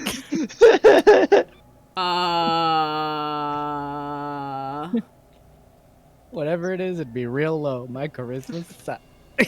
Well, this would be your wisdom, because you'd be trying to roll insight. Right. Oh, that's it's pretty okay. Yeah, it would be your insight versus Either her. Saria's. You could do it like I do, where you could let M roll deception or Okay. persuasion. It's a And Saria, 14. roll. Okay, a 14. 14. Tell me what that is, like which one you rolled in DMs, and that'll tell I me how don't I think can she narrate knows. this. I want you to know he unconditionally 1000% believes you. I rolled a nat 1. He believes you. Oh God! Another nat 1. God damn it! He absolutely wholeheartedly is like, oh, In thank your God. brain, you're like, she's never steered us wrong. She literally steers a ship. Steering is what she do. She can't steer me wrong. she's probably killed at least 50 ghosts. What else is happening as this is going on? I is sneaky warlock. Okay. What are you doing after you've read that name? Again, this is the only name you recognize, and it is the gravestone for a necromancer that up until yesterday was running the tyrant infrastructure, if you will, oppressing your town. This was their old abode. Built their thing close to home. Interesting. And slink on up to the house, being all stealthy. Okay, how do you try to get into the house if you're trying to enter the house? On the side of the house, is there? You mentioned all kinds of broken into windows just from nature doing nature things. So there was a door that used to lead from this garden/graveyard into the house. Okay. But that has been deliberately broken or boarded up. It is the most reinforced part.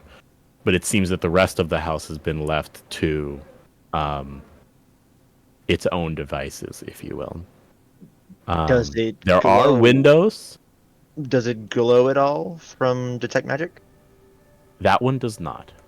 Okay. There are windows, and they are, quote, open. You'd probably have to squeeze through, as the same force that sort of forced the windows open is also kind of holding them in place, as thick woody roots have overtaken a large part of this house. So I'm going to swing back round to the front. You mentioned the front door kind of had a glow to it, right? Yes. Okay. Do Swing we back see you, or are round. you hiding from us also? I'm going to say that at this point, your detect magic has faded. Right. So you remember that there was a glow there, and you're moderately certain it was an abjuration spell of some nature, but you still don't know what it was, and now you can't quite see it. Right. And then as I come round front, you would see Bristina from your guys' point spot. Okay. He's just kind of Fidget- keeping low below the windows, kind of a thing. Fidget is absolutely gonna, like, as he sees you, he's gonna be like, Bristina, it's okay. Saria's killed like 50 ghosts.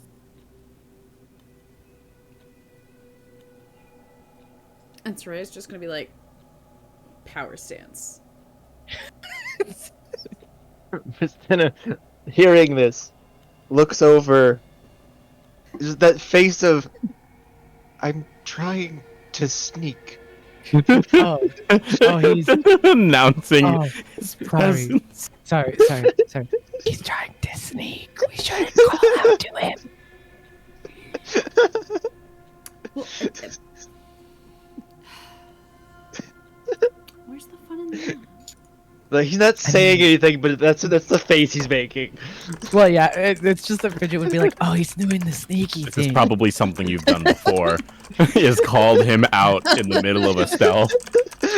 Absolutely. But yeah, so you moved around, right? And you're back in front of the house. So you're essentially between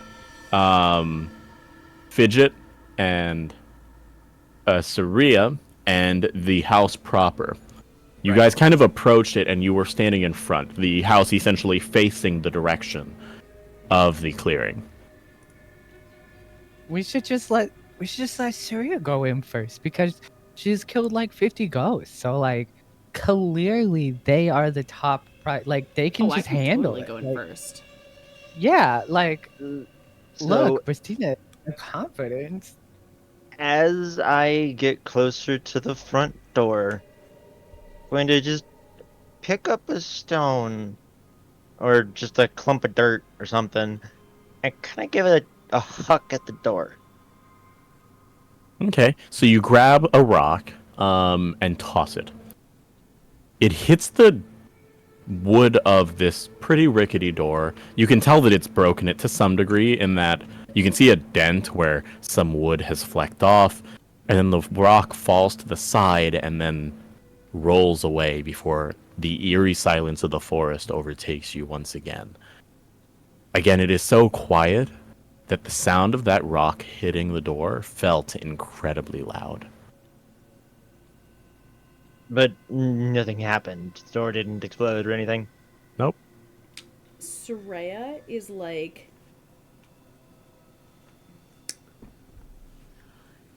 She's kind of starting to get antsy.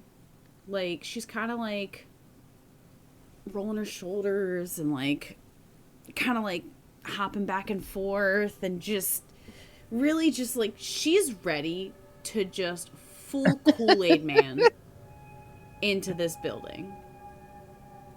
I am Okay. going to throw one of my magic stones at the gate of the fence. Much the same. You have no problem hitting the gate. The stone kind of puts a hole through it, being magically empowered, but otherwise nothing happens. We've got to improve your stone throwing. Would be okay. Come on through. I'm just saying, we gotta like when we get back to the ship or the town or whatever, we need to practice you throwing rock. So what's happening? What are you guys up to? You guys can each describe to me what you're doing next.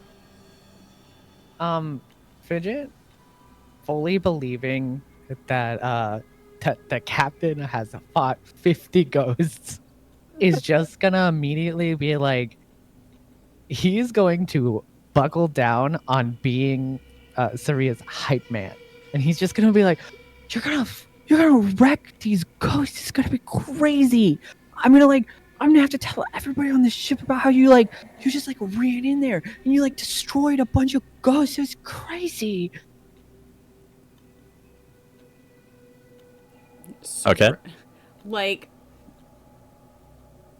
You're currently getting hyped.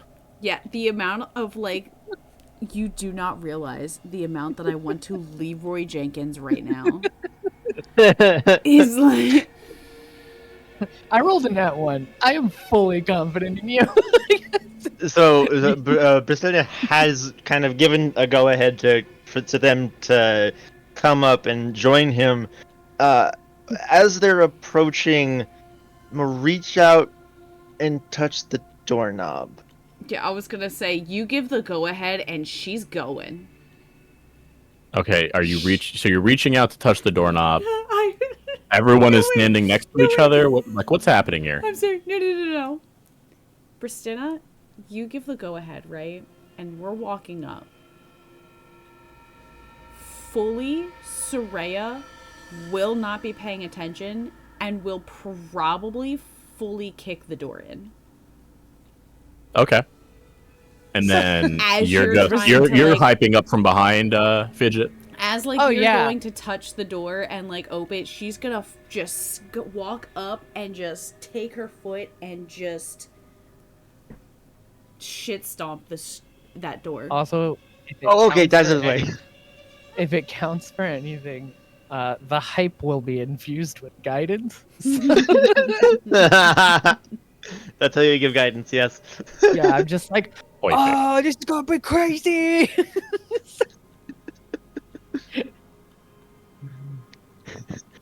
I'm going to give all of you guys inspiration. Yay! This is amazing. And then I need you guys all to make dexterity saving throws. Oh god. Oh no!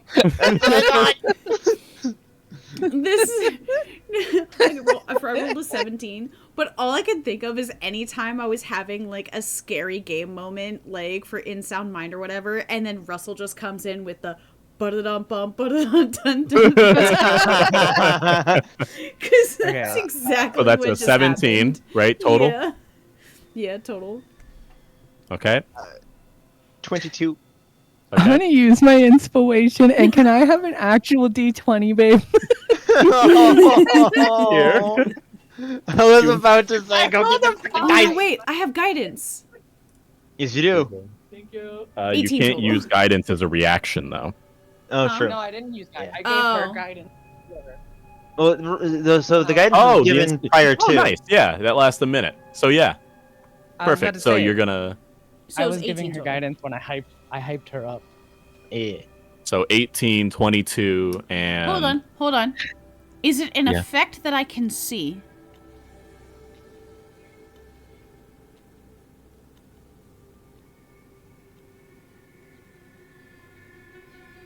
I have advantage on Dex saving throws on effects that I can see while I am not blinded, deafened, or incapacitated. That's what I'm asking.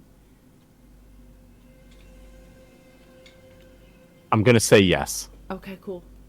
You see it because it's exploding in your face. So I rolled the physical dice, Uh-huh. And and I got it's better than an 8 because it's a 10.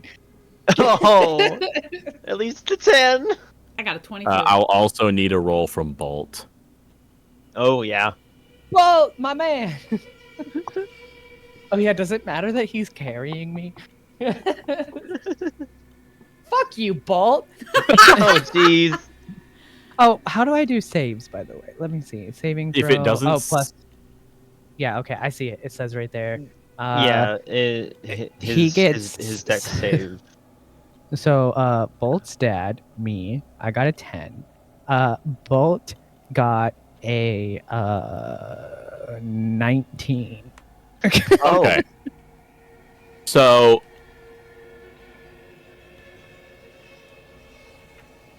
I'm just gonna describe this for you. This moment. Everyone is like getting ready. You guys have hyped up. Things are spooky, but you're like, I can still do this. And then you got Saria who just rolls up and is just gonna sumo kick the door in. Yes, correct. Things are slowing down. It's just you roll up, you run up, you get that leg up, and there's this flick of light. And in that flick of light, you guys know that something has happened. As lightning arcs from a plate beneath the door.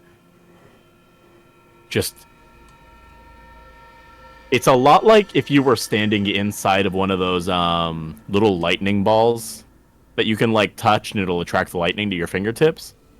Oh. That much lightning just explodes outwards to 20 feet in all directions. You guys manage to withhold yourselves, dodge like some major strikes. You guys were kind of on high alert. And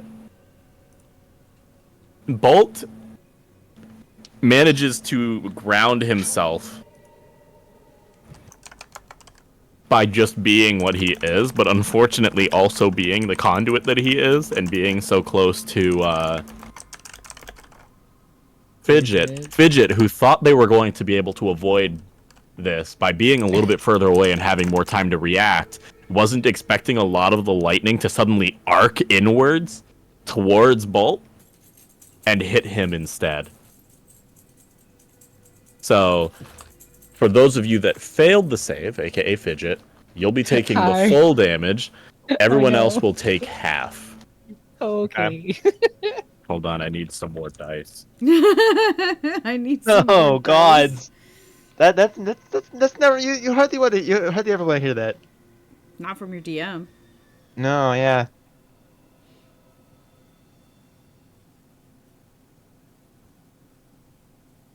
Not it. Ah, here we go. I need one more. All right, here we go.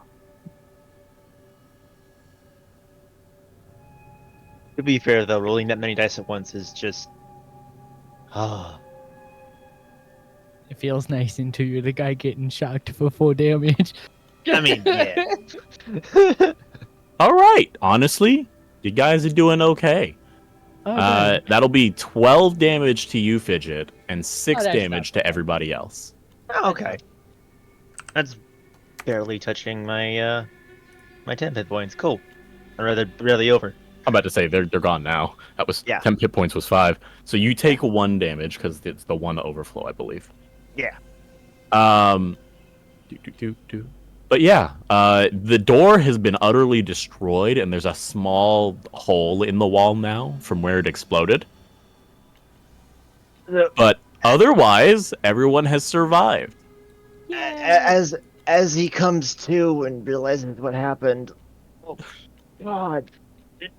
The hand just bolts to the chest, re-grabbing the pendant. Oh, Your false life again. muscles kind of fidget a little bit as the electricity current fades, but is still trying to hold itself inside of your muscles.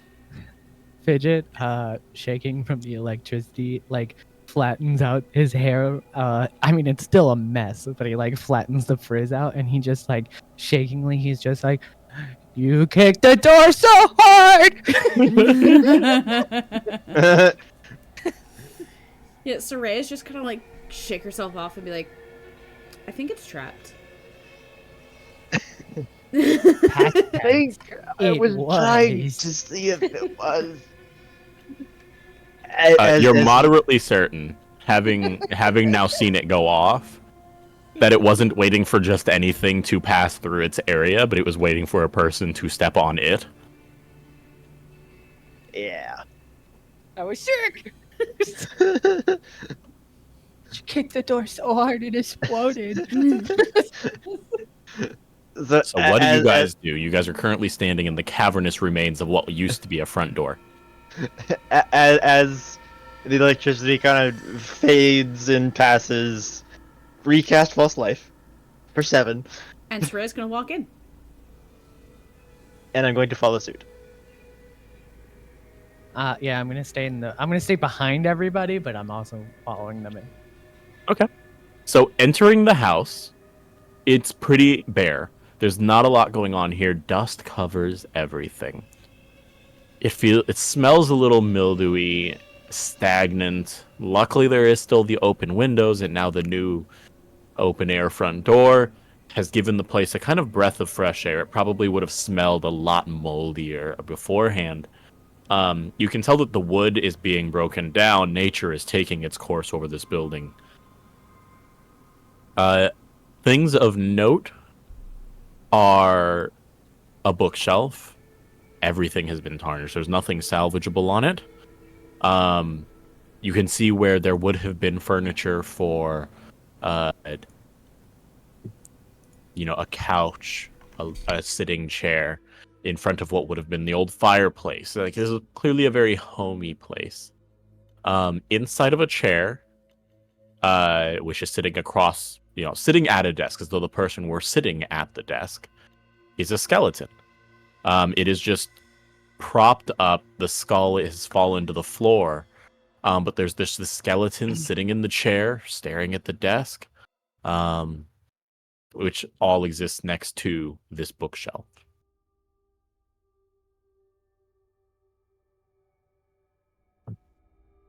Oh, he's journaling. And the bookshelf is empty, or?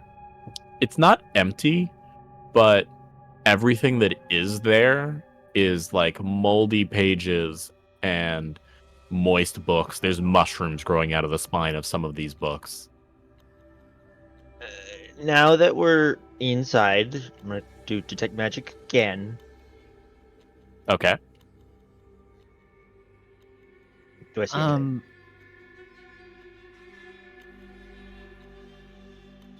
So you don't see anything within here. You're still moderately certain. If you peek through one of the windows, you can see the other magic, which is still on the garden gate, but you're not seeing anything here in this room. Can I? Anything else doing anything? Yeah, I would like to investigate the room and see if I can't find anything that might tell me maybe either who lived here, who this guy is. The skeleton? Yeah. Go ahead and roll an investigation check for me. While you're doing that, I will relay the information as to the gravestones outside. It's like, yeah, there's 5 of them, and the name of our newly departed lich is on adorns one of the stones outside. That's weird. And Soraya. Well, it was a necromancer, not a full lich. Well, necromancer. Soraya Does not give him give power a he didn't have. fuck about Yeah. downstairs. She wants to go upstairs and try to figure out what she saw in the window. So here's what baffles you, right? You're like, you get in and you're like, I want to see what was in these windows. And you look up and you realize there was no upstairs. It's just a vaulted ceiling.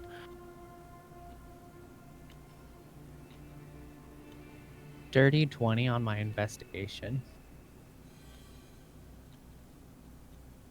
There really are ghosts. Yeah, does not look to be solid ground that anything could have walked on. Okay. So with that 20 investigation, you're looking around. You're going over the information in your head of what you've already been told. There's really not much to go on for the skeleton themselves. But there is one particular detail, which doesn't... At first you're thinking, well, maybe I've just missed something. But as you look around and you don't find it, you realize, wow, that's an actual feature of this skeleton. Which is, as you're eyeing it, you go from head to toe, you've got skull, neck bones, collarbones.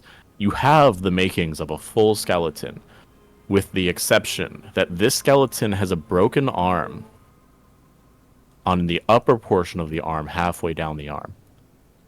And everything below that break seems to just be missing. There's no bones to be found. Is it the same side as the guy from town? It is. Oh my god, he was a ghost! Fidget's just staring at the skeleton. Who was a ghost? This is the guy from town! Oh, we had already established that. Have I ever come I across an actual ghost before? Not in your travels, no. This is actually the first time.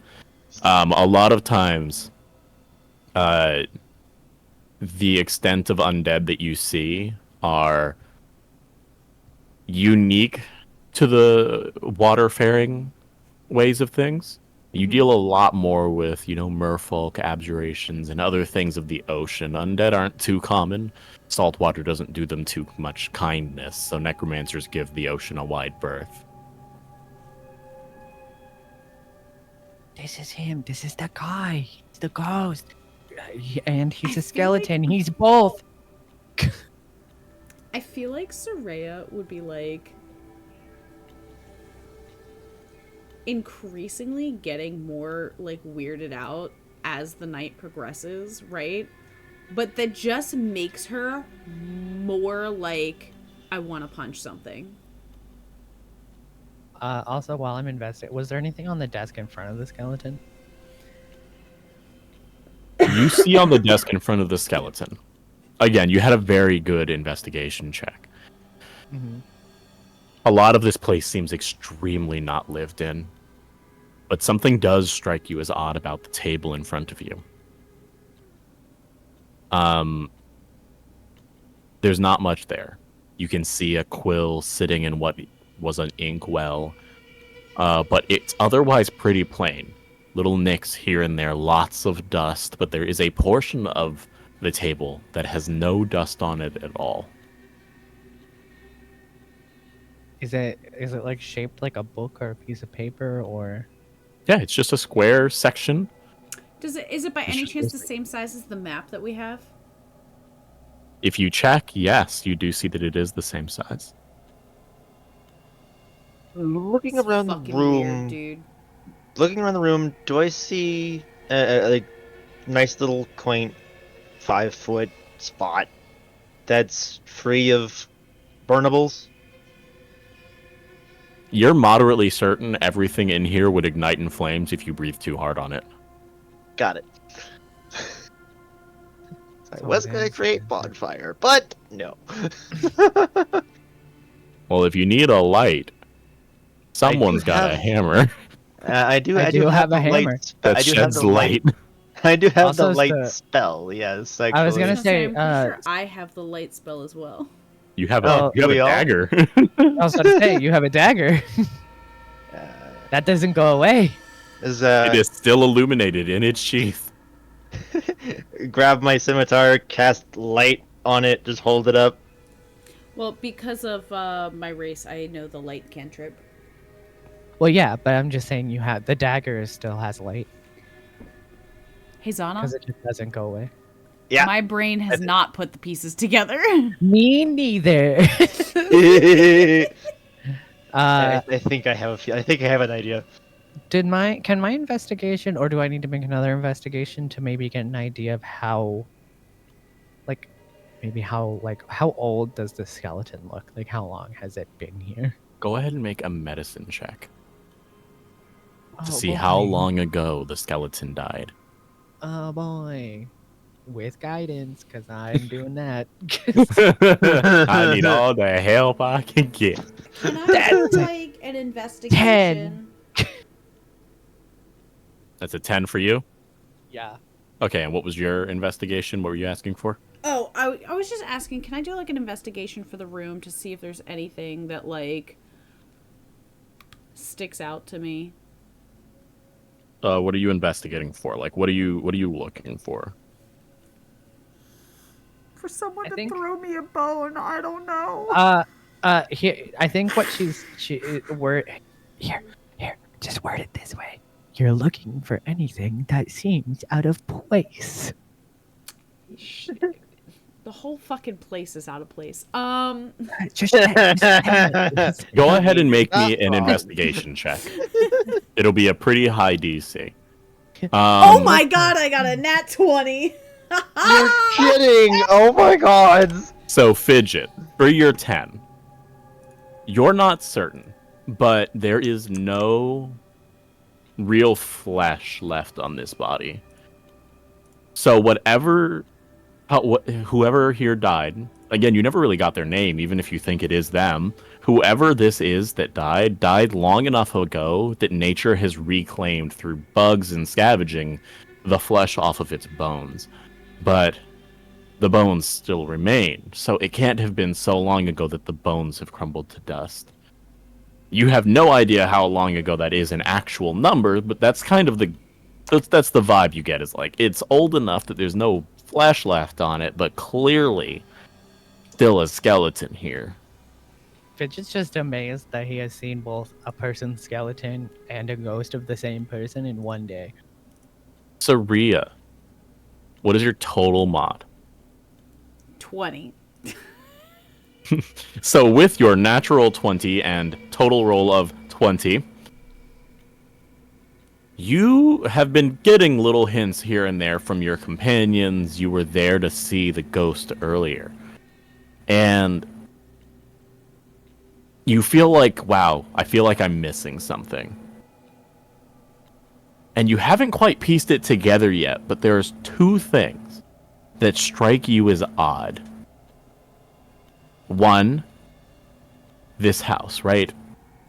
Why would the necromancer that seemed to rule over this township have his name on a gravestone? That just doesn't make any sense. And two, why would a necromancer, a raiser of the dead, appear to put wards on this house instead of just raising the bodies that have clearly been buried in this otherwise undisturbed graveyard out in the garden?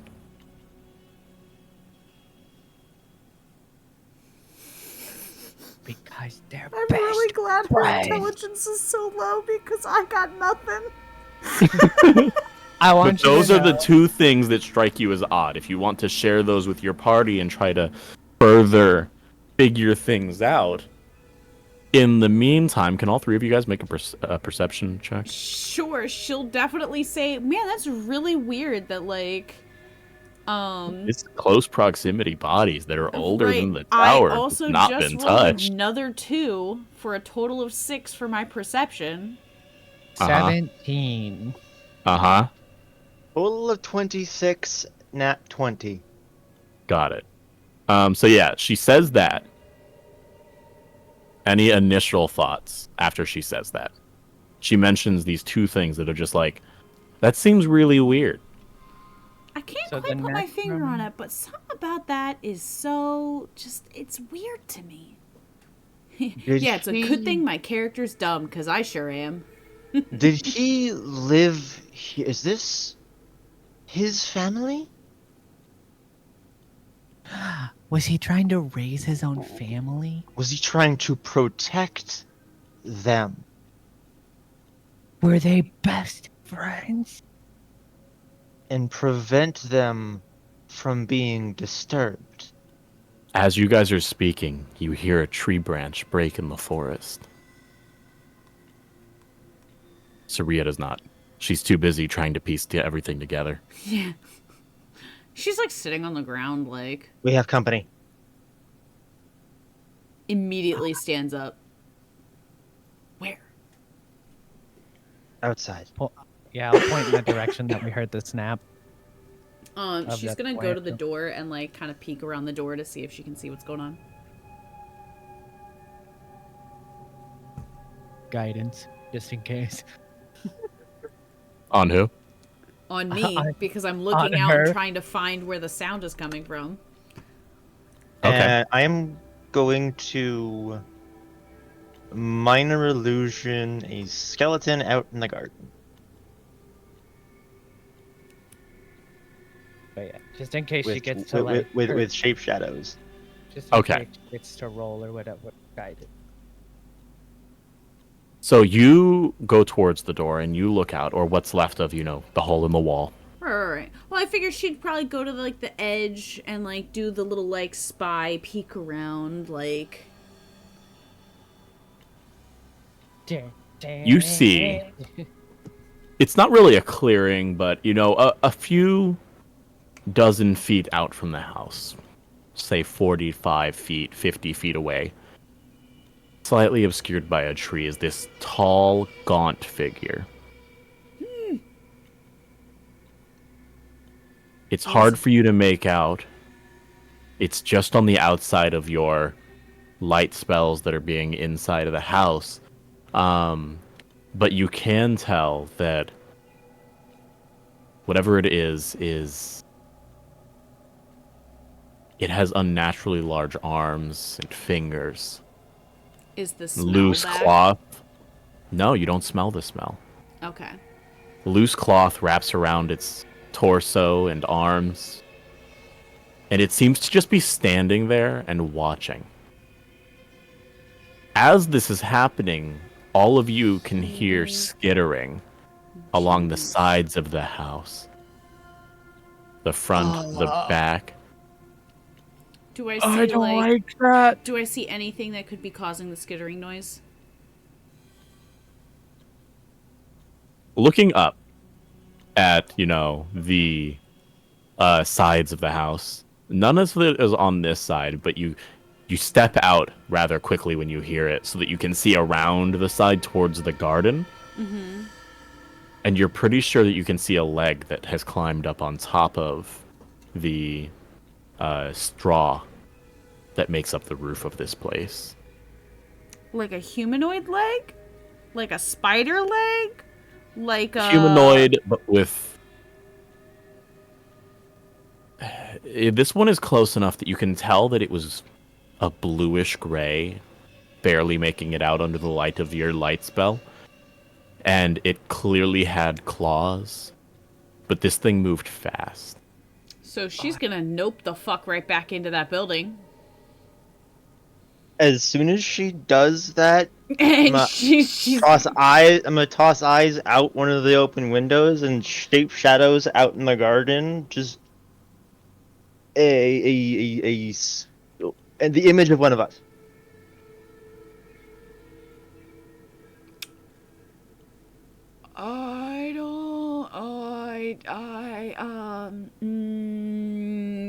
You guys hear a voice.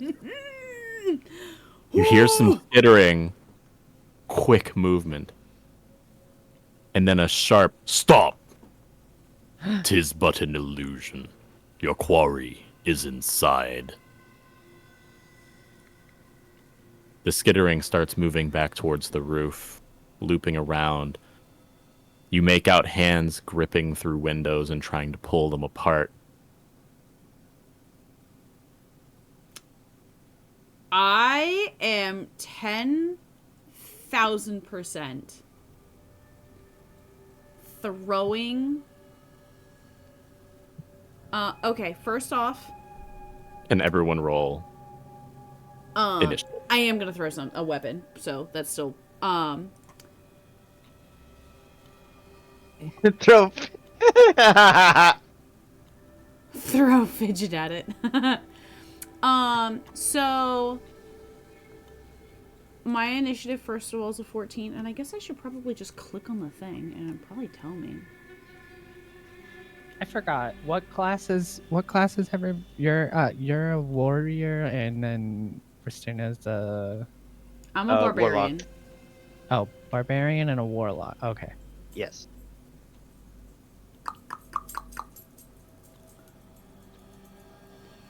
So as a normal throwing weapon, does that mean I have to go get it once I throw it? What do you mean? The javelin. I've never really dealt with thrown weapons before, so I don't know if there's any weapons that like I think it automatically would come have back to- or not. It'd have to be That's like a it'd have feat. to have a special thing for Gotcha, it. Yeah. gotcha. Okay. Yeah, cool, that's a feat. Cool. That's a feat? Yeah, it's either a feat or a spell or a It sounds like some part of the class. probably something Matt Mercer made. Sana, No, it's I part. want It's part you of the to class for some want for some of them. I want you to know that if Or the Em item threw itself. Fidget at it, Fidget would never forgive her character.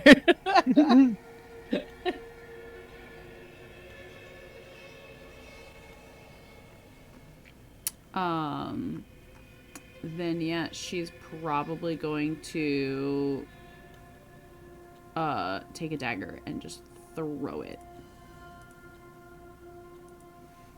Probably the dagger that's lit up. Lit. Okay. And who are you throwing it at? You guys can clearly tell that 3 of the windows up above you are currently being clawed into. If there is a hand that is crawling into this building, I'm throwing a dagger at the hand. I would Whatever- follow with a rock. Whatever creepy ass fucking thing is coming into this building, I'm fighting it. Initiative is 11, by the way. We have an 11. 14. What did you guys roll? 23. I rolled a goddamn 3 as well. But Oh, I between thought the you alert, said 14? You said a 14? Mine's a 14. Hold on. I rolled a nat 20 on initiative. Go figure. oh jeez. And you said a 23 for you? Yes, 23. The one time he rolls a nat 20, that isn't important. Like, that is just an initiative.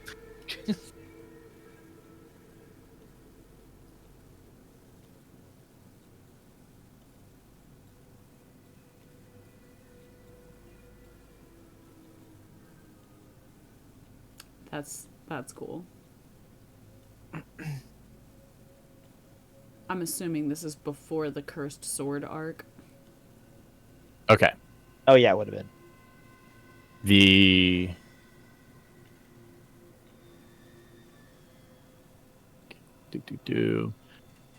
Fidget is actually at the top of initiative. What Who's do you surprised? Yes. I'm gonna be very professional about this. Marco, Polo? thank you. Okay, so since M said polo, I'm going to. I understood Fidget the is assignment.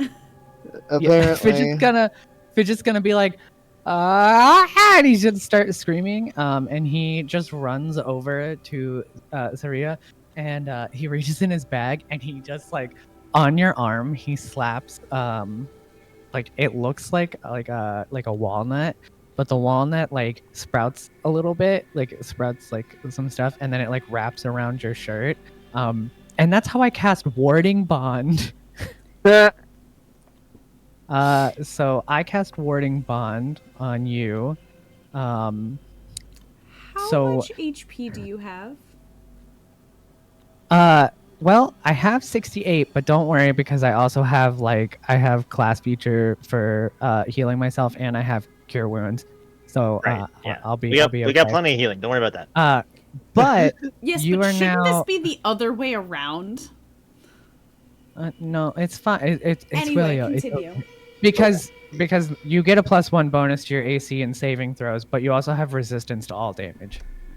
On top of barbarian resistance. Yeah. Yeah, So but this you're covers all the st- damage types that you wouldn't normally have resistance to. True. Oh, Wait, 'cause yeah, it's because I'm not resistance. doing... Yeah. You're not taking bear Right. So totem. you Whatever.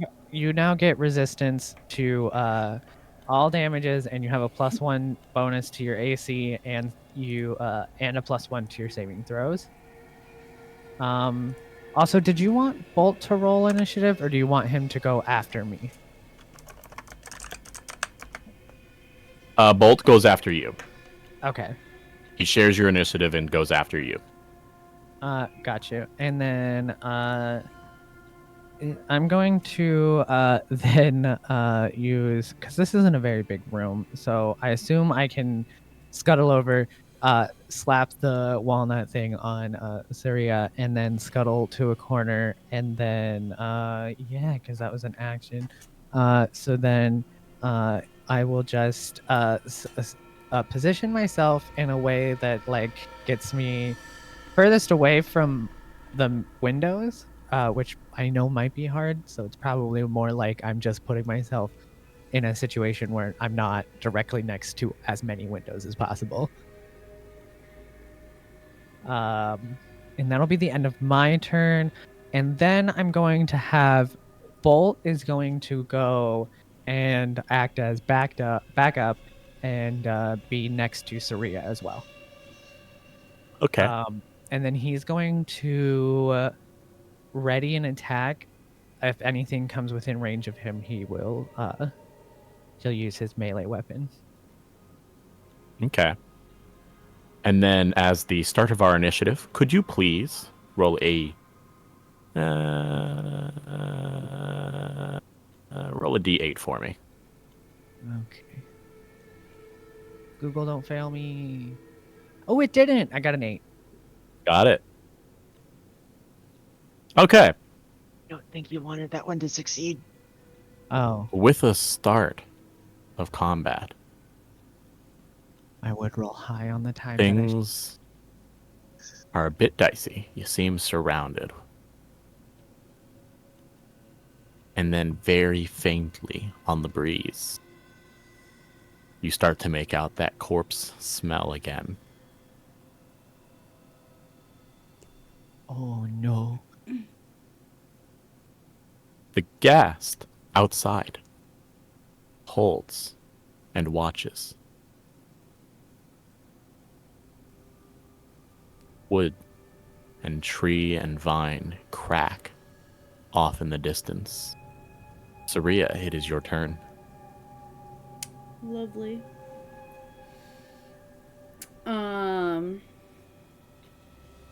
So the stuff's still climbing in through the wall, right? Or through the windows? Yes, it is. These things move kind of like World War Z zombies. Even better. Well, I haven't seen that movie in a minute. These are sprinters. I don't think I've seen the movie at all. They're That's just the Okay, one then. with Brad Pitt, right? Yes. they are Alright, they are we're- the equivalent of a zombie that runs at you. Yeah.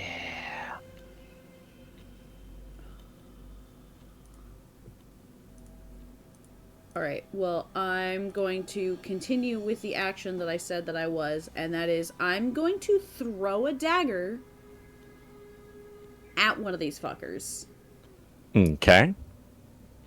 Are you raging? Are you doing anything I else? was You going to just say, going? actually, first, I would like to rage. Oh, the rage. What does Rage. Saria Wade's rage look like? So, when she rages, giving you a bit of opportunity here to flavor it up a little bit.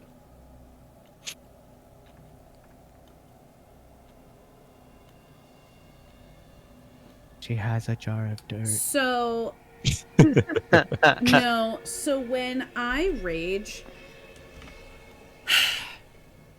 first off, she's already very pale to begin with, right? So when she rages, she kind of almost grays out a little bit, like the peachiness that she has in her skin almost like disappears. Like she just becomes super pale. And it kind of her eyes are already like gold, and the gold just kind of starts to fill out her eyes a little bit more, like overtaking the scleras. And her skin kind of gets like almost a smoky effect to it, and around her and filling up the top of the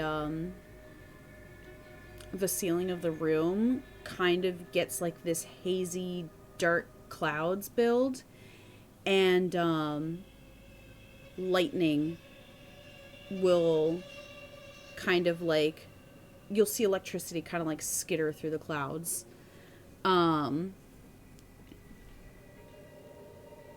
As she starts to rage, and basically the aura of the sea just kind of like starts to emanate from her. And then, so that's your bonus action rage. Yes. You're going to action throw this dagger. Yes. Okay, go ahead and roll to hit. It's a nat 20 for a 28. That hits. Go ahead and double dice. I would certainly hope that. Crit damage roll. That is 7 damage.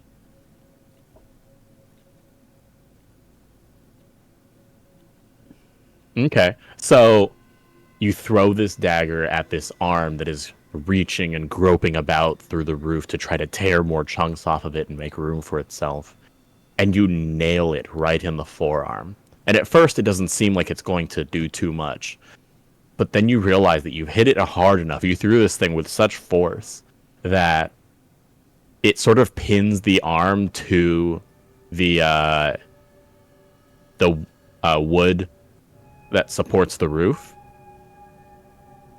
And this creature clawing its way in pulls on its arm, taking a big cut out of its forearm, and seems relatively unfazed as it continues to throw this now broken, fleshy arm around, trying to push its mouth and its face in through the gaps of the window.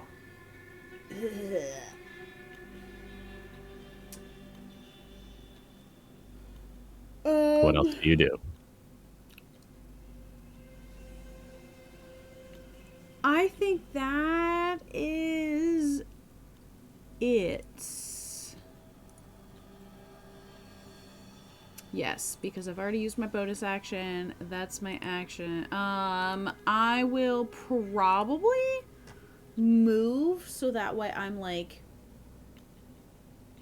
in between Bristina and Fidget and like whatever the fuck these things are as much as possible.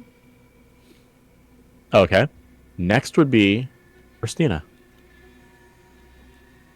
So I am going to follow up her dagger throw with a pebble throw to the same one. Okay. Go ahead and roll the hit. Do.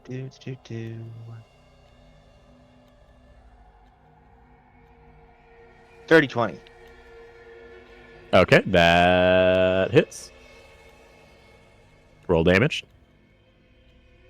6. Bludgeoning. 6 damage. Yeah, 6 bludgeoning. Okay. So it has started to claw this way open a little bit more, and it has started to push its body through. Seeing your opportunity, you hurl one of the magic rocks that you've created, and it slams right into its forehead. For a moment, you think you can see its lights start to flicker out, the little dead lights in its eye.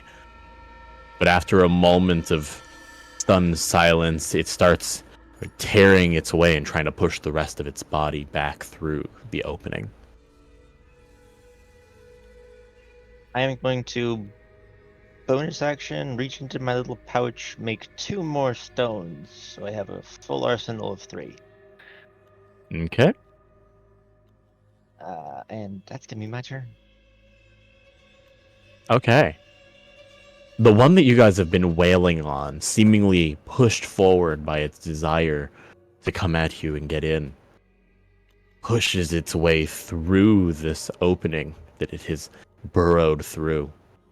Pieces of itself seem left behind on the windowsill as it cares not for its own care and just wants to get at you. It falls from that window, hitting the ground with a sharp thud.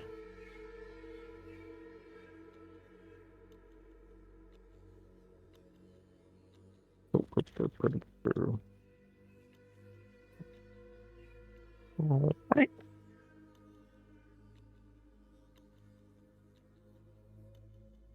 It then juts upward and moves the rest of the way. Let's do this one. We'll use this one again. Ooh. It moves towards Saria. Does that mean that Bolt gets his swing? It's like a reaction to a hit or something. He Held had ready action. to attack action. Yeah, I held the action for when it came within swinging distance of Bolt, and Bolt was next to Saria. Yeah, you can go ahead and use your reaction to take that attack. Oh my god. Is it not one? Oh gods. So Bolt, having been given its instructions, kind of got a little confused by the logic of it all and was slow on the swing. It's like, wait, this is a moment when I should be attacking. And then it was like, whoop. And it kind of crushes the ground next to this creature of the night. It is going to roll to hit.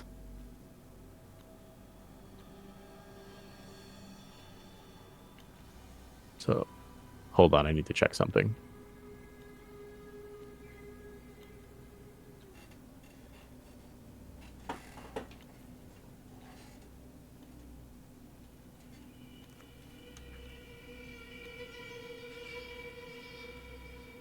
Okay.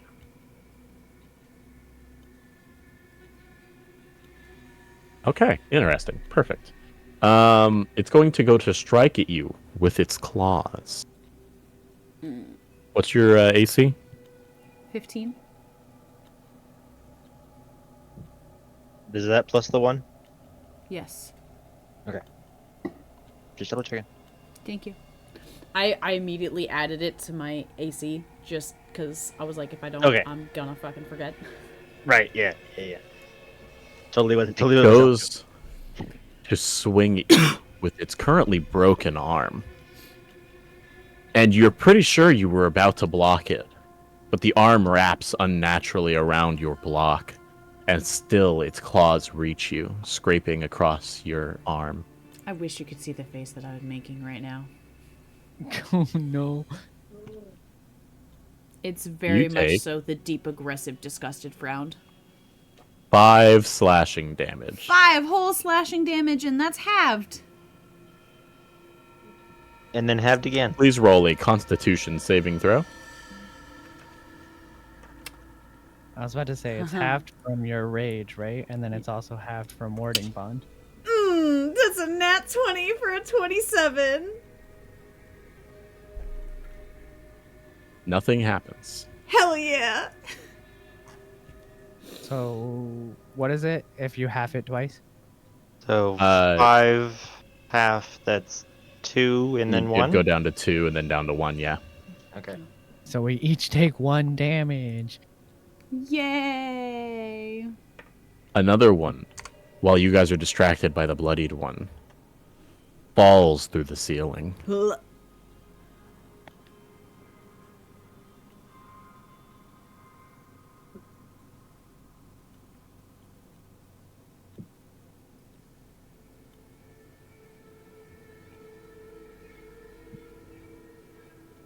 It then bolts for Fidget. Does it pass to get to me? Hmm? Does it pass anybody to get to me? Mm-mm. This one kind of fell conveniently next to you. You happen to be close by. Okay. Ew. What is your AC? I actually need to know what it swings because I have a reaction depending on It's- whether or not. It is going to bite you. Yeah. My armor's 15, but I need is it if I need to know if it hits like I need to know So if it, your AC is 15, it will not Uh-huh. hit. Okay, cool. Is it something where you can know if it hits ahead of time? No, it's a matter of if something like I can take a reaction that's like if something hits me, I can increase my AC to not get hit by it. Right. I have chance- shield. Chance it. Okay, not so it's hitting shield. kind of Got a it. thing. Okay, that works.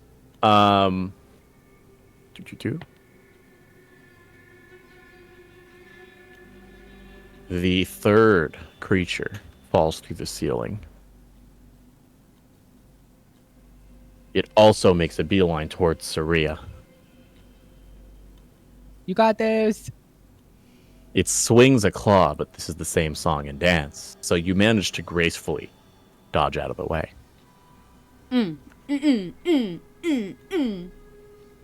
We go up to the top of initiative with Fidget. Fidget's gonna look at Wait. the. Please roll a Constitution saving throw. Who? Oh, Fidget. Fidget, Me? yeah. Oh, okay. Son of a bit! I got a nat 1. What's the total? No! 7. You realize now that although it was an overwhelming smell before, this is not what you smelled. These things reek. Okay. You're really only getting a whiff of it because it is right up in your face right now. Okay. You are currently poisoned until the start of your next turn. I'm gonna have to look. Poison, because I'm not.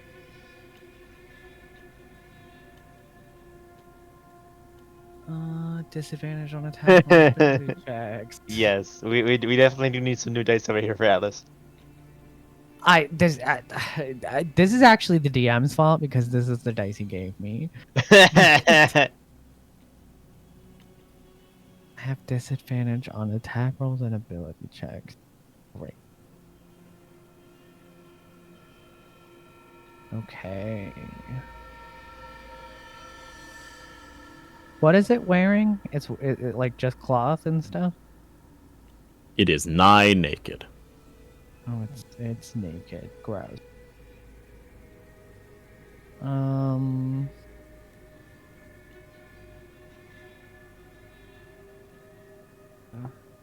Actually, hold on. No. You're actually good. You're not poisoned. Oh, I'm not poisoned? No, Okay. I had the other creature up. Sick. You survive to smell another day.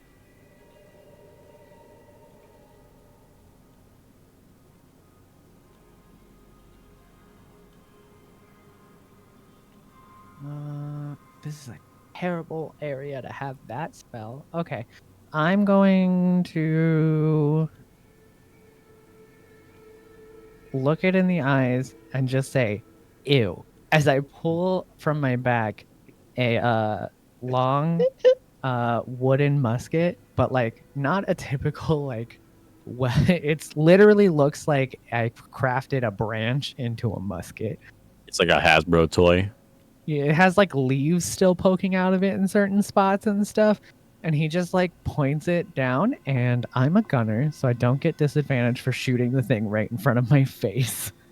Okay. So go ahead and roll attack. God, can I please have a different? I need a different D20. Oh Because my that was a- gods. That was a nat. So I rolled a nat 1, and then I just rolled a 3. Six.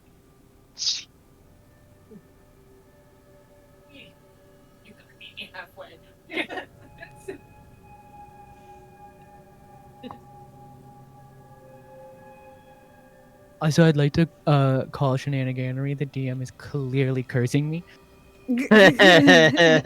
Russell's sleeping. That is 11.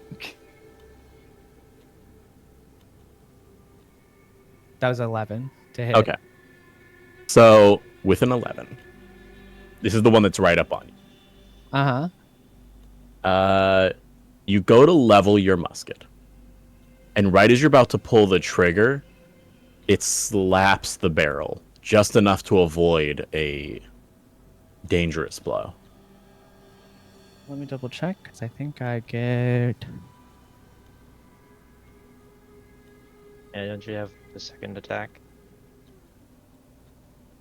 Yeah, and so I look at it, and I'm like, please don't touch the weaponry. And I point it, I shove it back, and I fire again. Okay, roll to hit.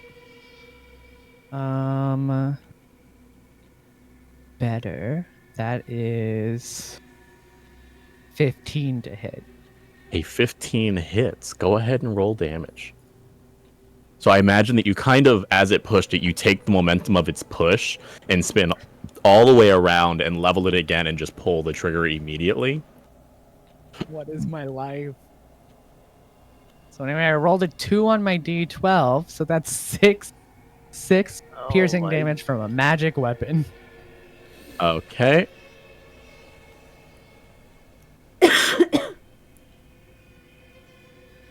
All right.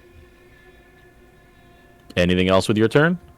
I'm going to go. I'm just gonna. Keeping in mind that Bolt goes after you. Yeah, I know. That's why I'm checking.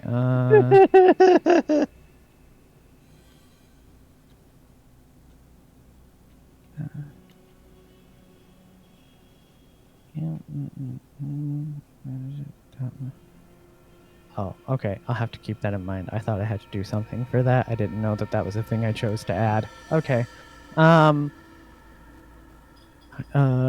guys, first time being an artificer.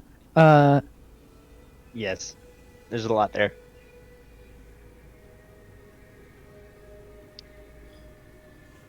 Miss Fifth, how are you enjoying so far? I'm going to suddenly be aware that I didn't do something for my character that apparently I got at 11th level. And then I'm going to end my turn and I'm going to yell for Bolt, who is going to come over to me.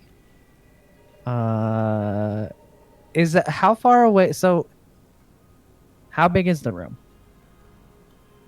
It's probably a 30 by 30 space. Okay. And Saria put herself. Saria is between- currently roughly in the middle of the room. Okay, and then but offset a bit towards the east, if you will. And then you're further to the south of the room between her and the door. And then Okay. Vistinia is. And Vistinian is off towards Is like I'd say flanking her. You would be you'd be further north of Fidget, closer towards the desk and the skeleton, with a creature between you and them. Mm-hmm. I'm going to. So, Bolt's gonna have to. So he'll take a. He'll probably end up taking an attack of opportunity, right? Because he has. So he'll move. No. I don't What want is him he to do doing? that. I have to picture everything in my head, so I am audibly being like, if Bolt moves, he will take an attack of opportunity from the guy right next to him. It depends. If you're just wanting him to attack the person by you, all he has to do is turn around, because he's right next to Saria. Oh, You guys are a little closer together than you'd probably think. Oh, because You're each only about 10 feet apart. The whole room is 30 feet, but you Okay. guys are more towards the middle. Then 'cause I'll you have kind of him bungled turn. down.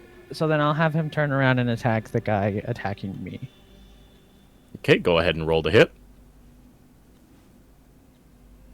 I hate my life so much right now. Oh my god.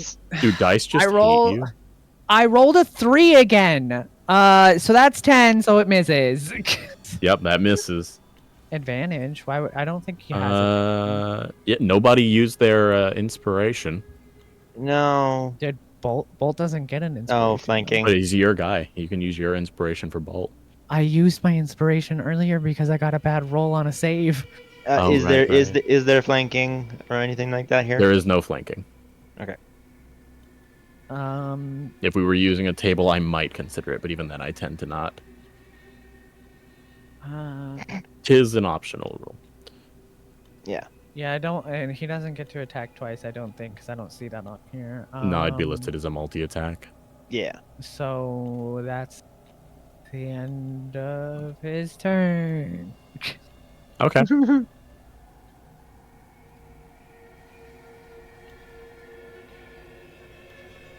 Okay, next is the guy outside.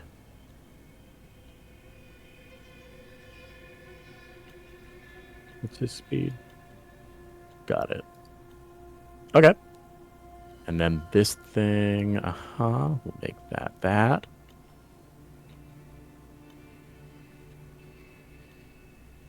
You guys all notice things are getting stinky.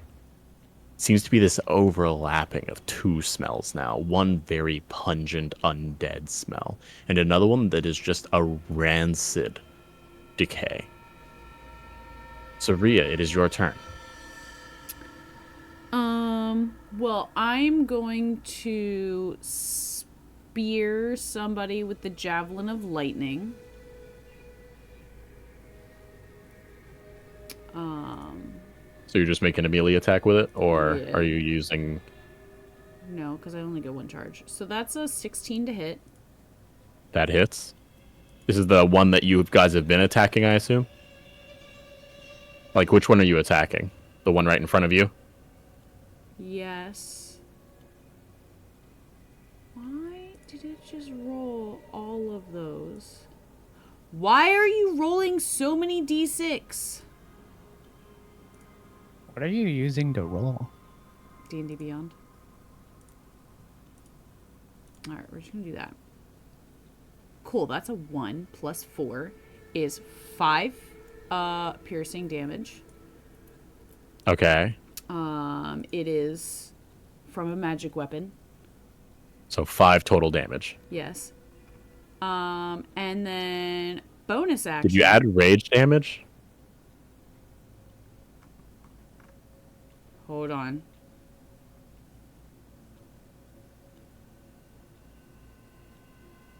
Plus 3 more.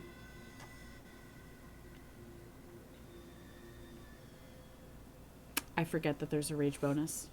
I don't play barbarians very often. It's kind of your whole shtick. Anyway, So that's 8 you total. stab this thing and it kind of just melts over the javelin, Beautiful. falling into a heap of flesh. So the one that's attacking Fidget. Mm-hmm. Because there's no other ones next to me, right? No, there's. Yeah, you'll have to move around Bolt, but you can get to that one, or you can just move literally 10 feet over and start attacking the one that's on Bristina. Either one. There's those two that are in the room. There was the guy that you saw outside, and something else, clearly encroaching on your position. So one's attacking Fidget, the other's attacking Bristina. Yep. Okay. I'm gonna go towards the one attacking Fidget first. As soon as it is within 10 feet of me, I'm going to bonus action Storm Aura. And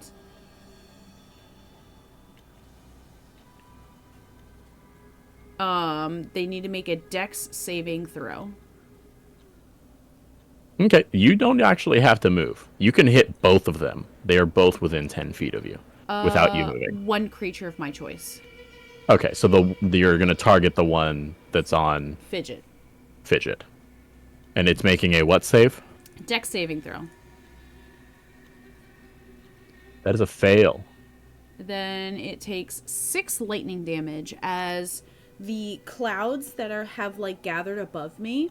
The lightning kind of like skitters across the clouds, and then as it goes towards Fidget, shoots down onto the ground and strikes this creature. Okay, so it hits it for 6 lightning damage.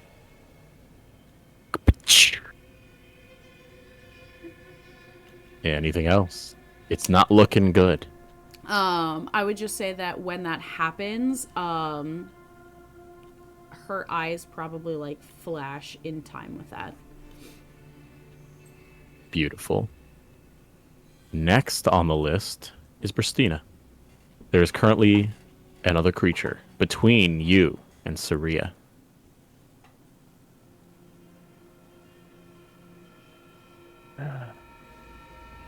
Oh, I hate getting my hands dirty. And just swings at the one that attacked him. With Go ahead Sunfire. and roll to hit.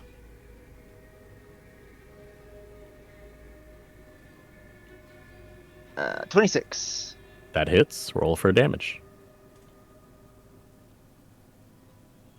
5, and then also hit that with an Eldritch Smite. Additional 1d8. So it adds 1d8 force damage to the hit. Yeah. Okay. Additional 6, so 15 total. 15 total damage. This thing gets walloped, but it's still up. And knocked prone as well with that. You flatten this thing like a pancake. It is on the ground. We go back up to the top of the initiative, Fidget. Hi, Fidget's opened. I literally took that time to open a. I took this time to open and I made a Roll20 campaign called Roll Dice, and I'm gonna start rolling dice in Roll20. Good luck. I'm going to. So one's dead, right? One is dead. One is between you and Bolt / Saria. The other one is between Saria and Pristina. Okay, I'm going to shoot the one that's right in front of me because I don't want him to try and slash me. Roll to hit. That is significantly better. That's 21 to hit. That hits. Roll for damage. Also, how's it looking? Is he looking healthy? Not too much better than the other guy, who is currently Okay. a very meaty, stinky pancake. I was So, I was really expecting to be like, who is dead? that's 11 piercing damage from my magic musket.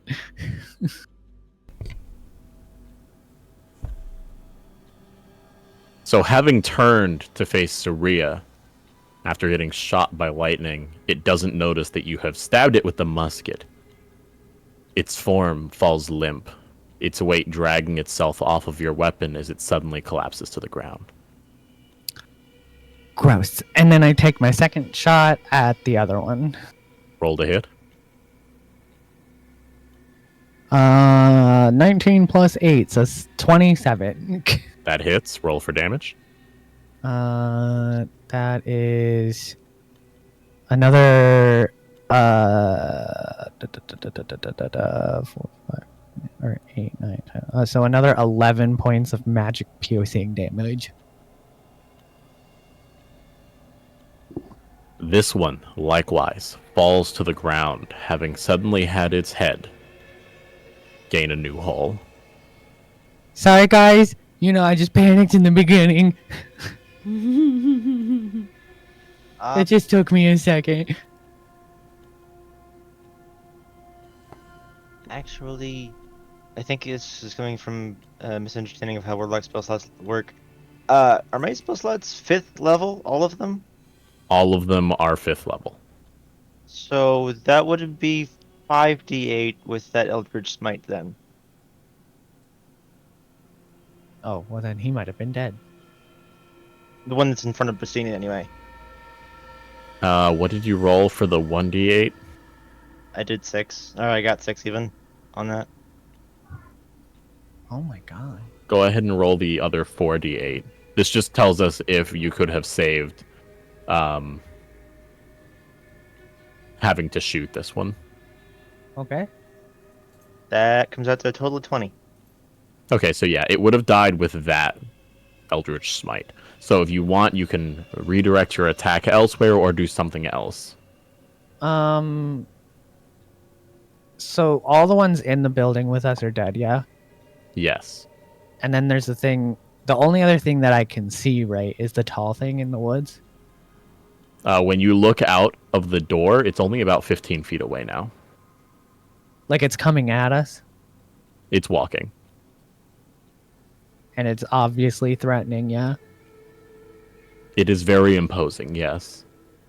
Like I'm trying to decipher whether that thing, I assume that thing is actually trying to murder us. It did call you guys the other guy's quarry earlier. You know that voice from earlier came from him. So yes, he's a bad guy. Yes. Then I You will don't even shoot. got to vibe check him. I will shoot him instead of the other guy. Roll to hit. 19. That hits. Roll for damage. And this guy's not been attacked yet, right? Is not been attacked. Okay, I am going to do my thingy majigger where I can add 2d6 of force damage to an attack. Okay. So let's see. That's before the d6, that is 10 magic piercing and then 5 force damage. So yeah, so 10 magic piercing and then 5 force.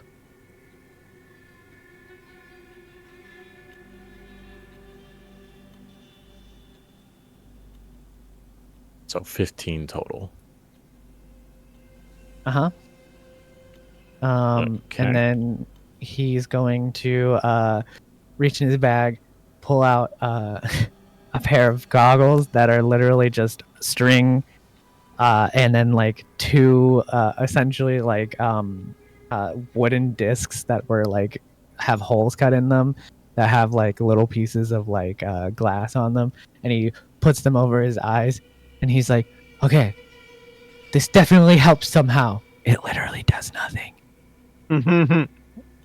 And then that'll be the end of his turn. And you said it's 15 feet away?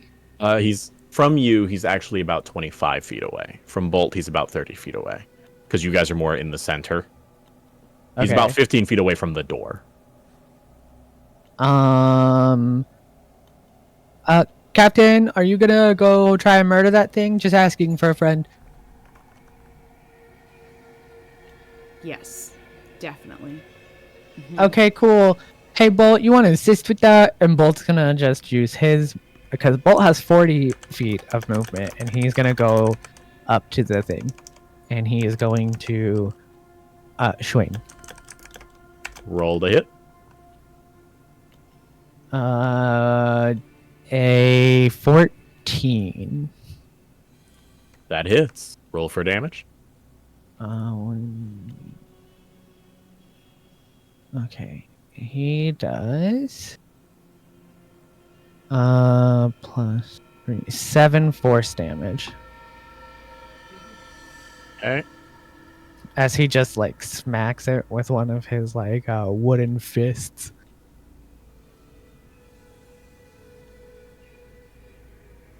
Okay. And that's the end of Bolt's turn.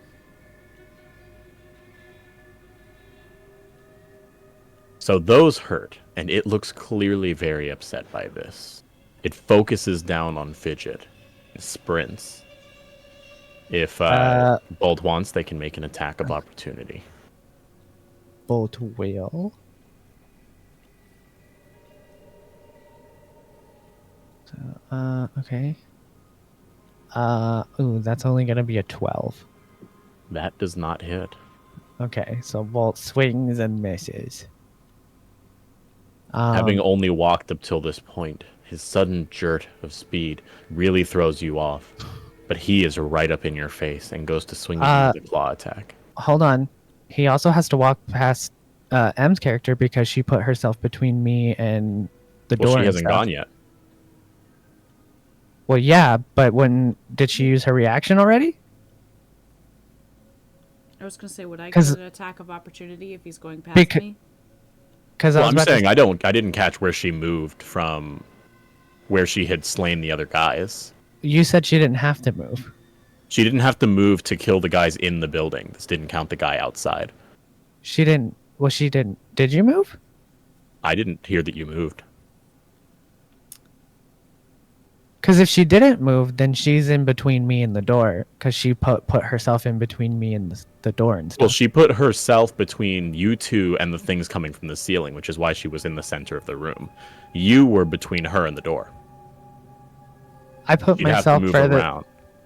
I hate theater of mind sometimes, babe. I really do, because I remember very clearly saying that Fidget gets as far away from the windows and stuff. I hate this. Sure. I'm sorry, I'm not being negative. It's just one of those things where it's like in my ADHD brain, I have such a hard time picturing all of this at once. Fair. I will say these guys are really just cannon fodder. You don't have to worry too much. It's okay. I'm sorry if I sound frustrated. It's just that that part of my brain that is having a really hard time keeping track of everything. Yeah, I mean, I can't truly understand because my brain works the opposite, which is I'm able to just perfectly visualize it all. Because I've been playing theater of the mind for 5 years now. But for all intents and purposes, he's just gonna make an attack roll. Okay. What's your AC? Currently 15, unless he hits. He does hit you. Then shield. Okay, so that misses then.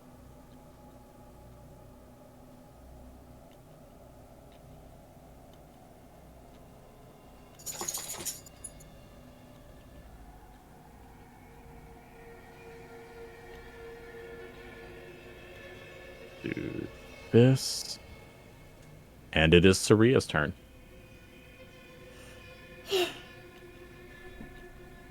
I'm going. Everything is starting to smell more and more awful. And it's not just this thing that now shares a space with you. Yeah, no, I'm fully attacking this thing that attacked Fidget, because that's the only other thing that's in the room now, right?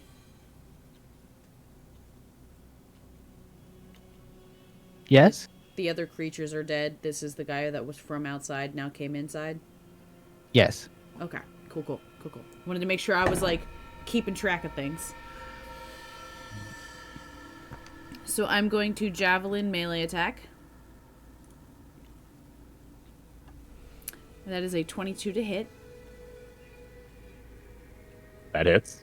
Perfect. Okay. And so it's a d6 plus 4 plus 3. So that is a 1 plus 4 plus 3. So that is 8 total. Piercing damage. Bonus action. Lightning damage. So that is 8 piercing, 11 lightning. So 19 total damage. Yes. And it dies. Yeah.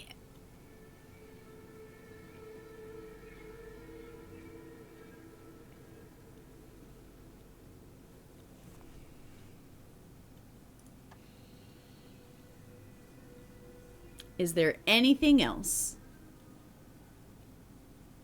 Yes.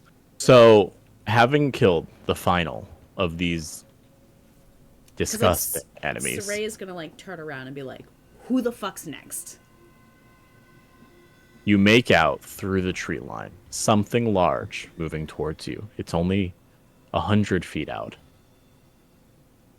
Still out of range of your ability to see it, but this thing is large, roughly the size of a tree itself.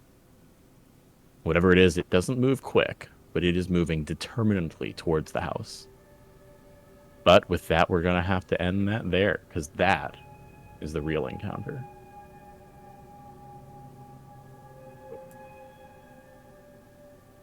Okay, once we're out of combat, I'm gonna like pull this pearl out of my pocket and be like, mark it. It's a stupid activation word. I don't know why it works this way. And regain spell slot. Okay, it technically would be your turn in initiative next. We'll have to hold initiative for all intents and purposes. But it will reach you in 5 more turns. Whoa.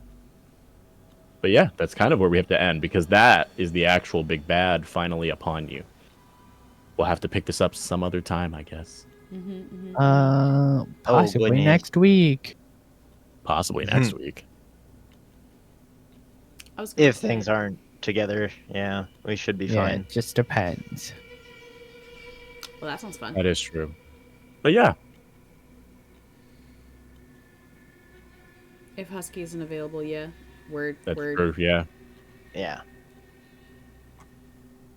We did it. Yeah. Whoa. I have to say, I love the dynamic so far.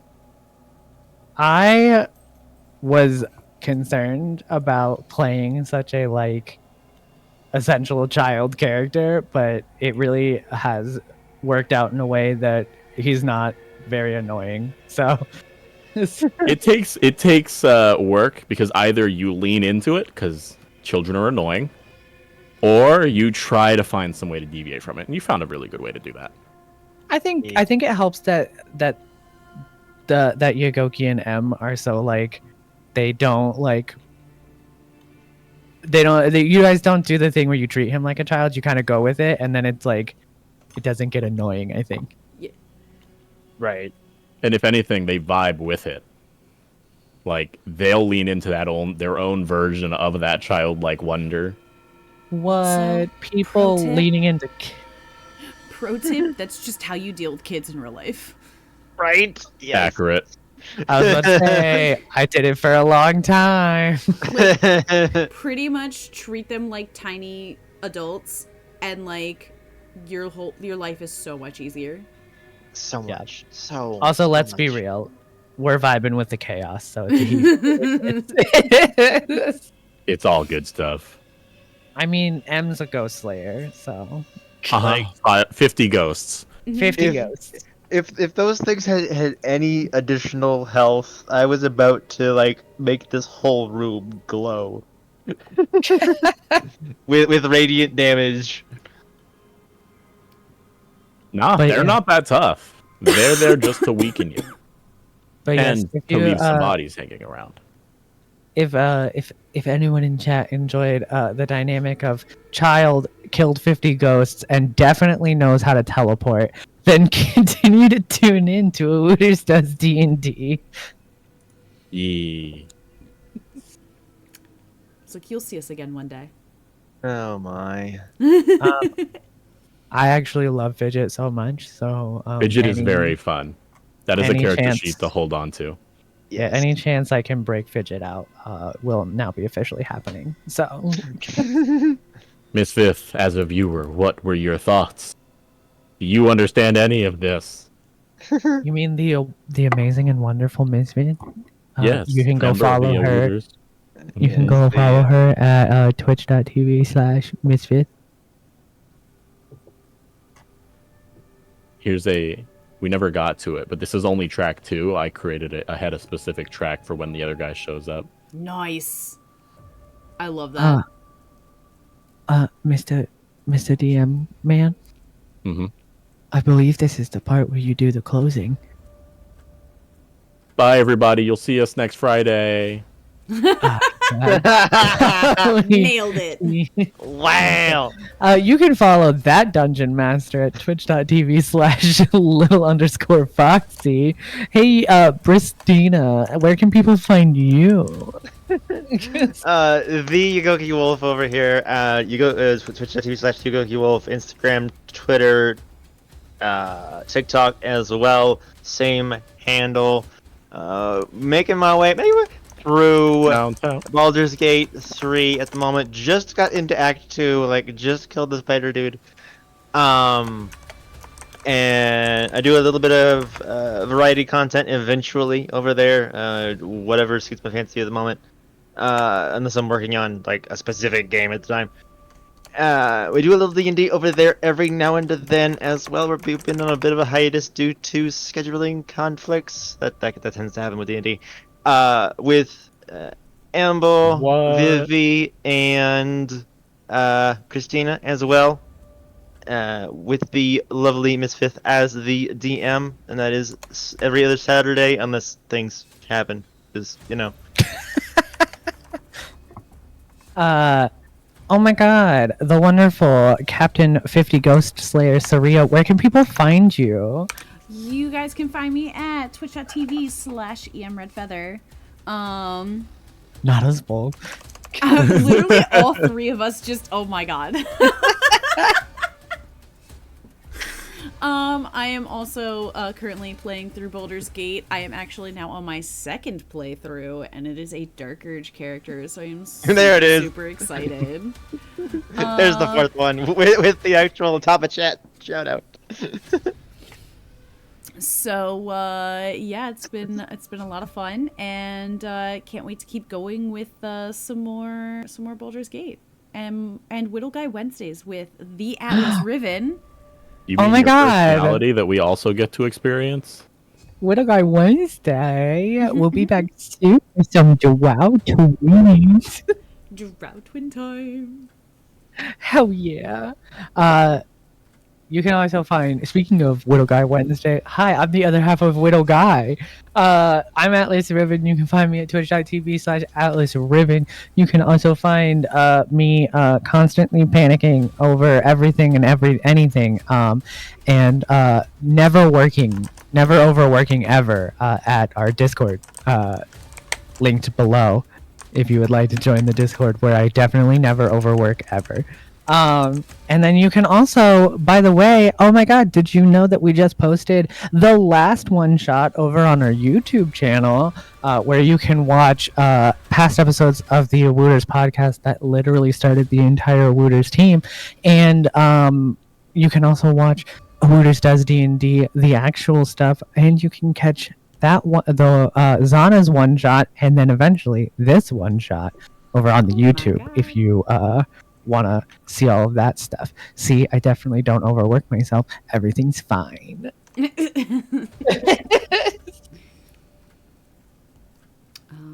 Is that everything? Is that the oh my closing? God. Are we done the closing? That's the closing. That's the closing. Oh my god. That's gonna the get closing. I'm gonna get so good at the closing that I'm gonna sound just like Yogoki when people follow, like raid him, and he's just like, wait, my name is Yogoki. Hi guys, I'm Yogoki, and I'm about to put Eminem to shame. he is. It's truly a talent. You should definitely watch, if only to see that. It's a talent. Thank you guys so much for joining us. We'll see you guys again next Friday. Bye. Bye. Where's our sound effect for the wobbles? You